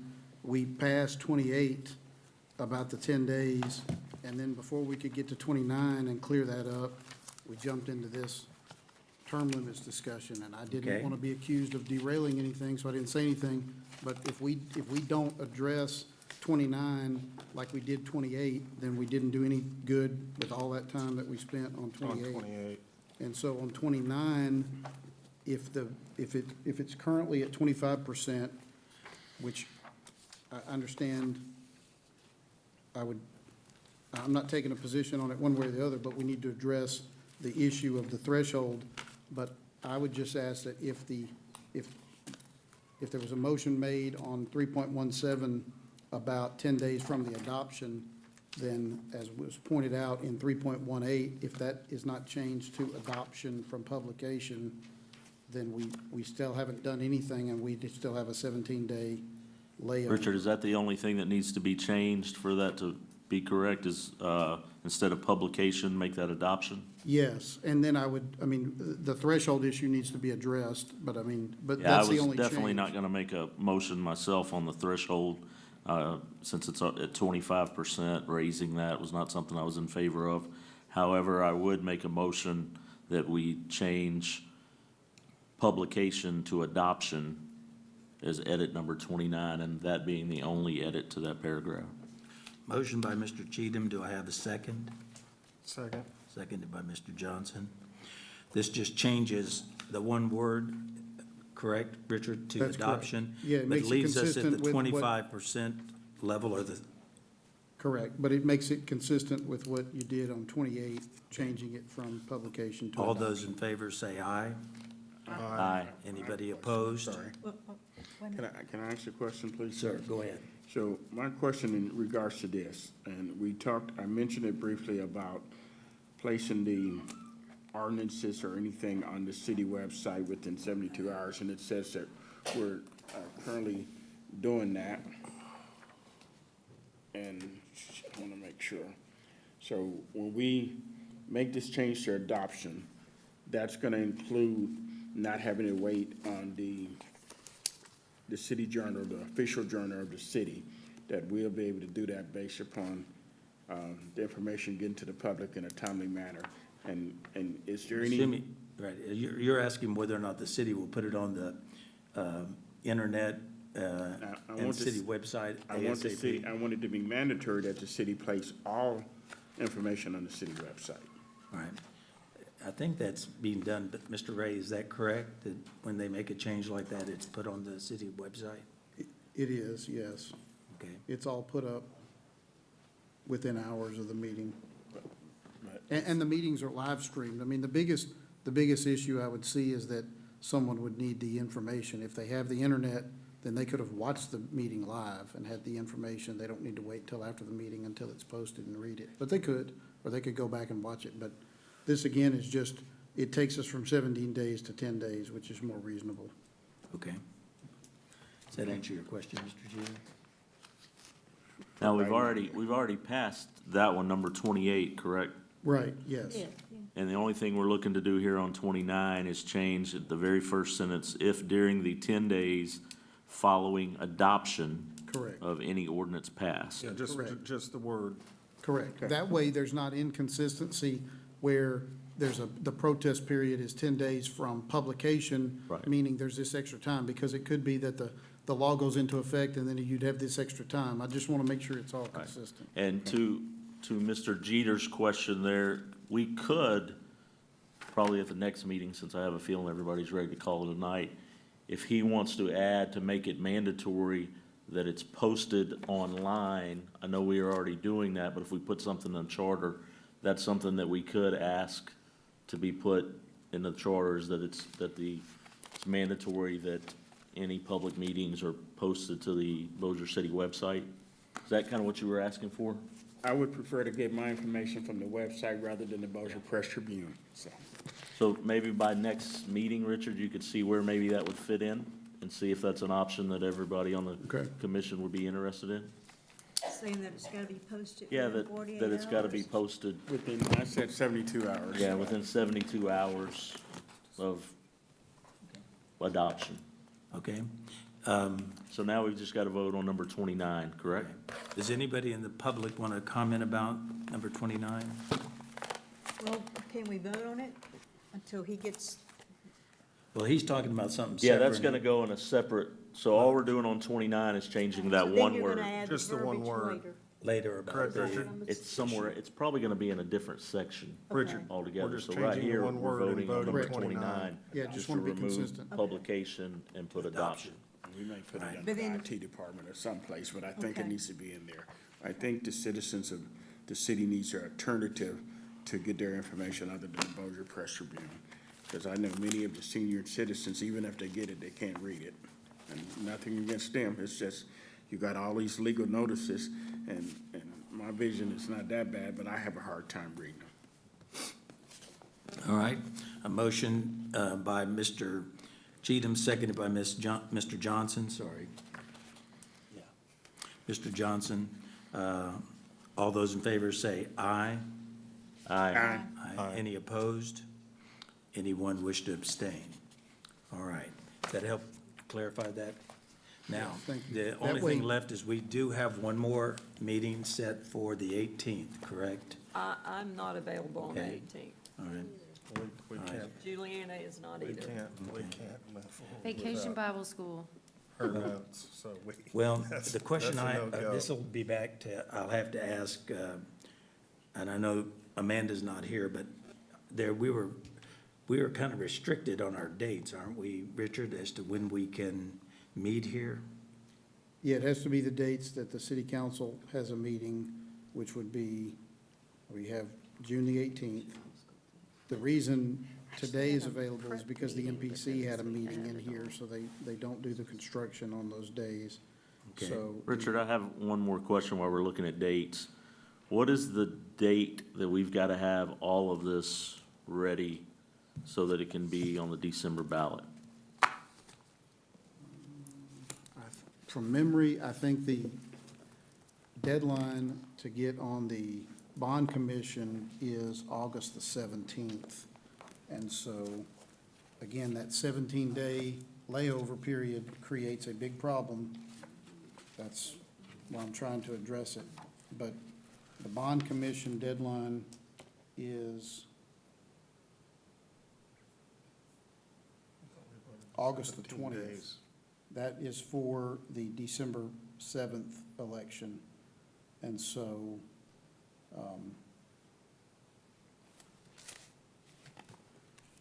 So Richard, if the end of June is our deadline, if we have another meeting or one or two more meetings in the month of June, would that give us time for the council to get, I guess, their 2 readings, so they need time frame? Like, well, they currently I just don't want have- us to miss that timeline They to get it to the currently have, people to have vote. meetings set on July the 2nd, July the 16th, and July the 30th.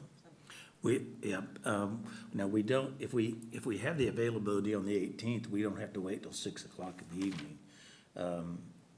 Ms. Moore was letting me know she could make it here if we could do 4 o'clock perhaps in the afternoon. I would have to do it earlier, but let's see. I'm open to any time that day. Vacation Bible School starts at 6:15, so I have to be there.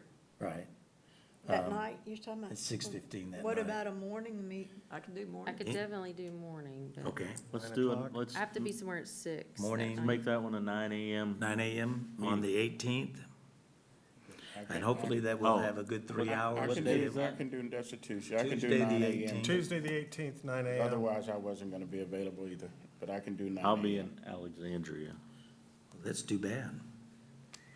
but y'all are more than welcome to have it. So are we having it? 9 AM on the 18th. In this room? In this room. I know you wanted to say, Ms. Johnston, you had before we adjourn, I'll let you have a brief comment. And this Yes, won't take but a minute.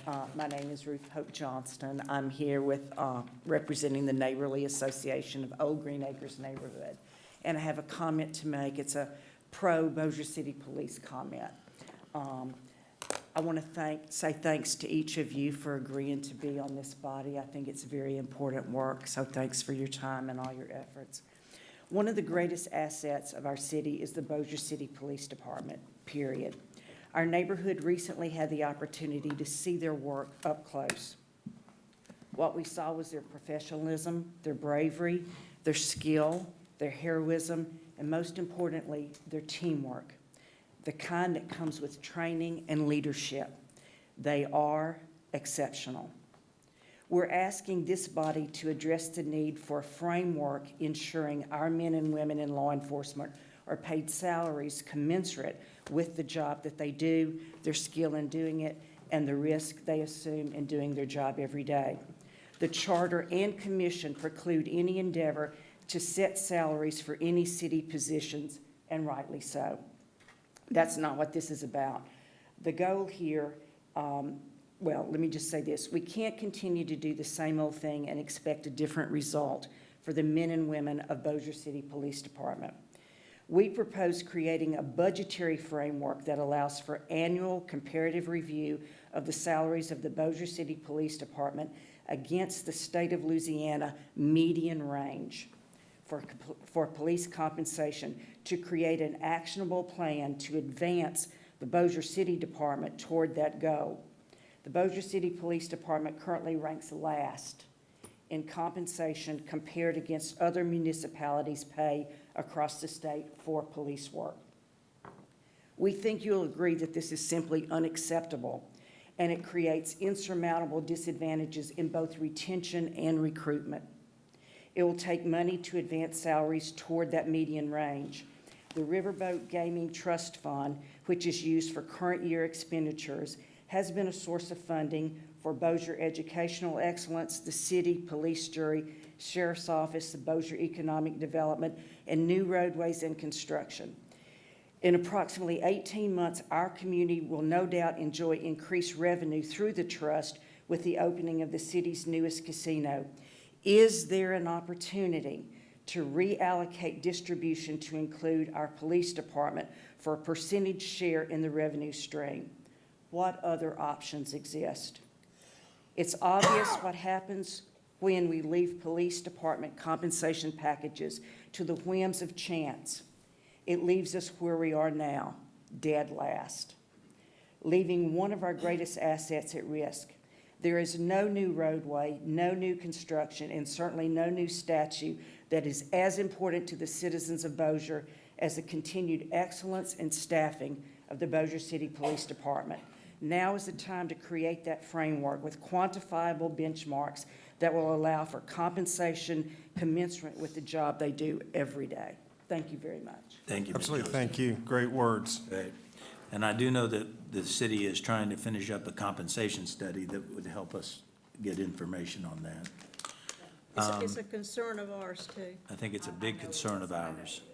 And of course, I'm also very supportive of my wife's godson, who's the police chief, so we like him. There's no question why people want to move to Bossier City and Bossier Parish. Safe It's our place. police department, our marshal's office, the sheriff's department, and absolutely our judges. Yeah. It's safe, and that's, you can't give them enough. Right. Right. You know, the police chief and some of the other police came by, we had a special event to thank them for the work they do, and it really saddened my heart that they don't often get that. I think people do appreciate what they do, I think people are supportive, I just think that we've stopped telling them that, and I think that's a shame. And one of the ways that we can do that Okay. is through looking at the compensation. I agree. Thank you very Absolutely. much. Now, I want Absolutely. to, again, I think that concludes our business. We still have, I want to make sure we have enough time to get through everything. And Richard, am I hearing you that we need to try to conclude no later than August the 17th? Or what was our deadline to get it to the city council to move forward with passing our charter recommendations? You have to get it to the bond commission by August the 20th, and it probably will take 40 days backwards from that. So look on a calendar and take it back to that, but it's, So what, So the end of June needs to, Yeah. we've got to have it by the end of June. I mean, do we really have that much left, Shane? We don't, and I think we can probably get to it in one meeting, but if it starts out like tonight's meeting, we might have to have two meetings. But, well, I mean, I really would like to try to get as many commissioners here. Juliana, you can or cannot make the 18th unless it's a morning? Oh, she can be here at 9. I'm gonna be out of town on the 18th, so I would like for us to have it, I've got a work meeting that I wouldn't be able to be here on the 18th, but, I don't know what our other days or options are, Richard, in June, other than the 18th. that's it in June. Well, The 30 was an option, if I'm not mistaken. That was, I think that was July. Let me see. and we have to do it in this room? No, you're right, that's. You had to vote. Is there any other time, Juliana, that you can do on the 18th? I just have vacation Bible school that I have to be there at 6, and it's in Benton, so How long is that? at 6, I don't know, it's a planning Well, meeting. I mean, We could- it sounds would- like would I'm the 8 only one o'clock work? You might be that's the an only issue, one, but and 8 o'clock? I'm talking about 6 PM, so I can do any time before that. Okay, well, can Yeah. you do 5? I'm gonna Or- be with the governor's office in Alexandria all day that day. Oh, okay. Well, What about the 17th? 17th I could do, but I don't know if we've got a location to but have do we it. have a location, Richard, the 17th? Can't do it in this room, and the streaming and all of the other logistics are, So, Well, if we met there's in the nobody Red River we Room, can can talk we to about, come to where we need to be as far as then, when we come back in here, we've at least covered topics to where we're all in agreement? yeah, if you want to do another workshop. What do you well, no, think? we don't need another workshop, but we do need I mean, if we've only got one date the rest of this month to get this stuff done, I'm not buying that we can't figure out how to, because what if we do have to have a second meeting? We've got to have 2 meetings in by the end of this month, or, you know, I think what David is suggesting, a workshop before the 18th to hash things out, and then have the meeting on the 18th and be efficient. I'm reading his mind. But the question would be, Could we if we do that do a in workshop, the question is, we have about Discussing it? 20 items or less. right? And is there any way we Discuss can, things that are- we just can't vote. sort of consolidate those before we meet on the 18th to make sure that we have a That's what I'm consensus. proposing. If a I could make a workshop. suggestion, we had a motion on the table today on convicted felons, and we spent 18 minutes on a sidebar issue that had nothing to do with it. Right. If we would limit the people to 3 minutes, we would be through this stuff. We would be done, we'd have been done a month ago. It's just my suggestion. If you'd enforce the rules that you placed True, upon I mean, yourself. but we're being flexible to let I'm talking about- I let everybody, I want It was everybody to have 18 an minutes. It was opportunity. 18 minutes at that time. This wasn't it? facility can only be I used somehow one day think that you won't for the have- rest of this month. That's correct, That because of the issue construction. anymore. They close everything off. So can we meet later this week in a little workshop? Is there a time or a date? That's not gonna fix any issue No, that we but have. the issue of the workshop is to try to see if we can reach a consensus through these other issues. We've already done all of that. Now it's time to put them to vote, just like we did tonight. Well, we, Again, if I'm the only one that has an issue with the 18th, it is what it is. Y'all can meet without me. But I just think it's, wow, what if we do need to have a second meeting to get through everything and we don't have a location to meet? That concerns me that we could run out the clock. But let me past make this the December recommendation to election. you, I think Shane. July the 2nd. Shane, is still what available. if we do this, and I know this is not gonna be for anybody. We could meet at 9. If we don't conclude our meeting, we reconvene again that evening. I know everybody's not gonna be able to make that evening meeting, but if we reconvene again at 5 and finish whatever we have, so we conclude our business on the 18th.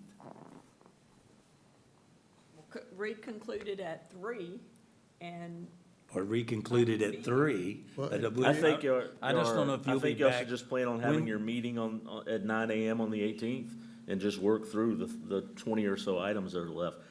I hate that I'm not gonna be here for that. But Understand. if there's not another date available, then that is what it is. Okay? Is there's city council on the 18th, right? Right. that is Correct, correct. yeah. So Well, then let's we would do have- this. We don't even know if the Shane, what city time will you council be would be back? through at 3. Back in Would time. do we? They start at 7, 3. 8? Yeah, I mean, yeah. David, Well, let's do the 9 o'clock meeting on the agenda, Ms. Martin, if we can go ahead and put those other items that we've got to cover, and we'll see if we can't get through every one of them until, if you have to leave, you have to leave, but we'll try to get a vote in on every one of those by noon.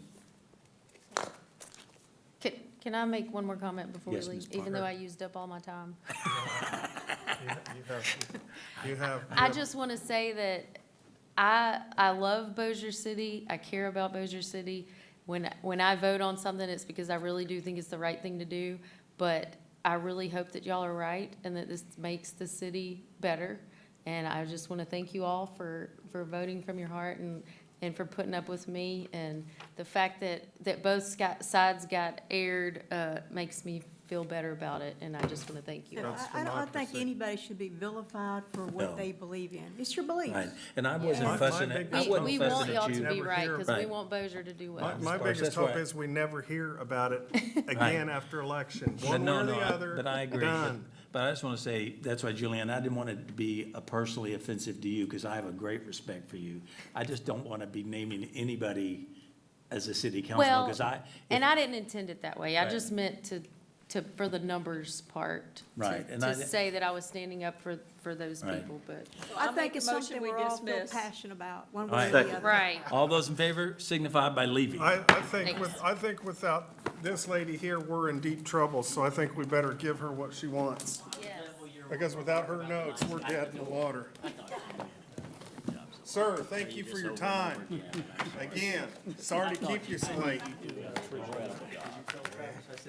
I did. He said hello.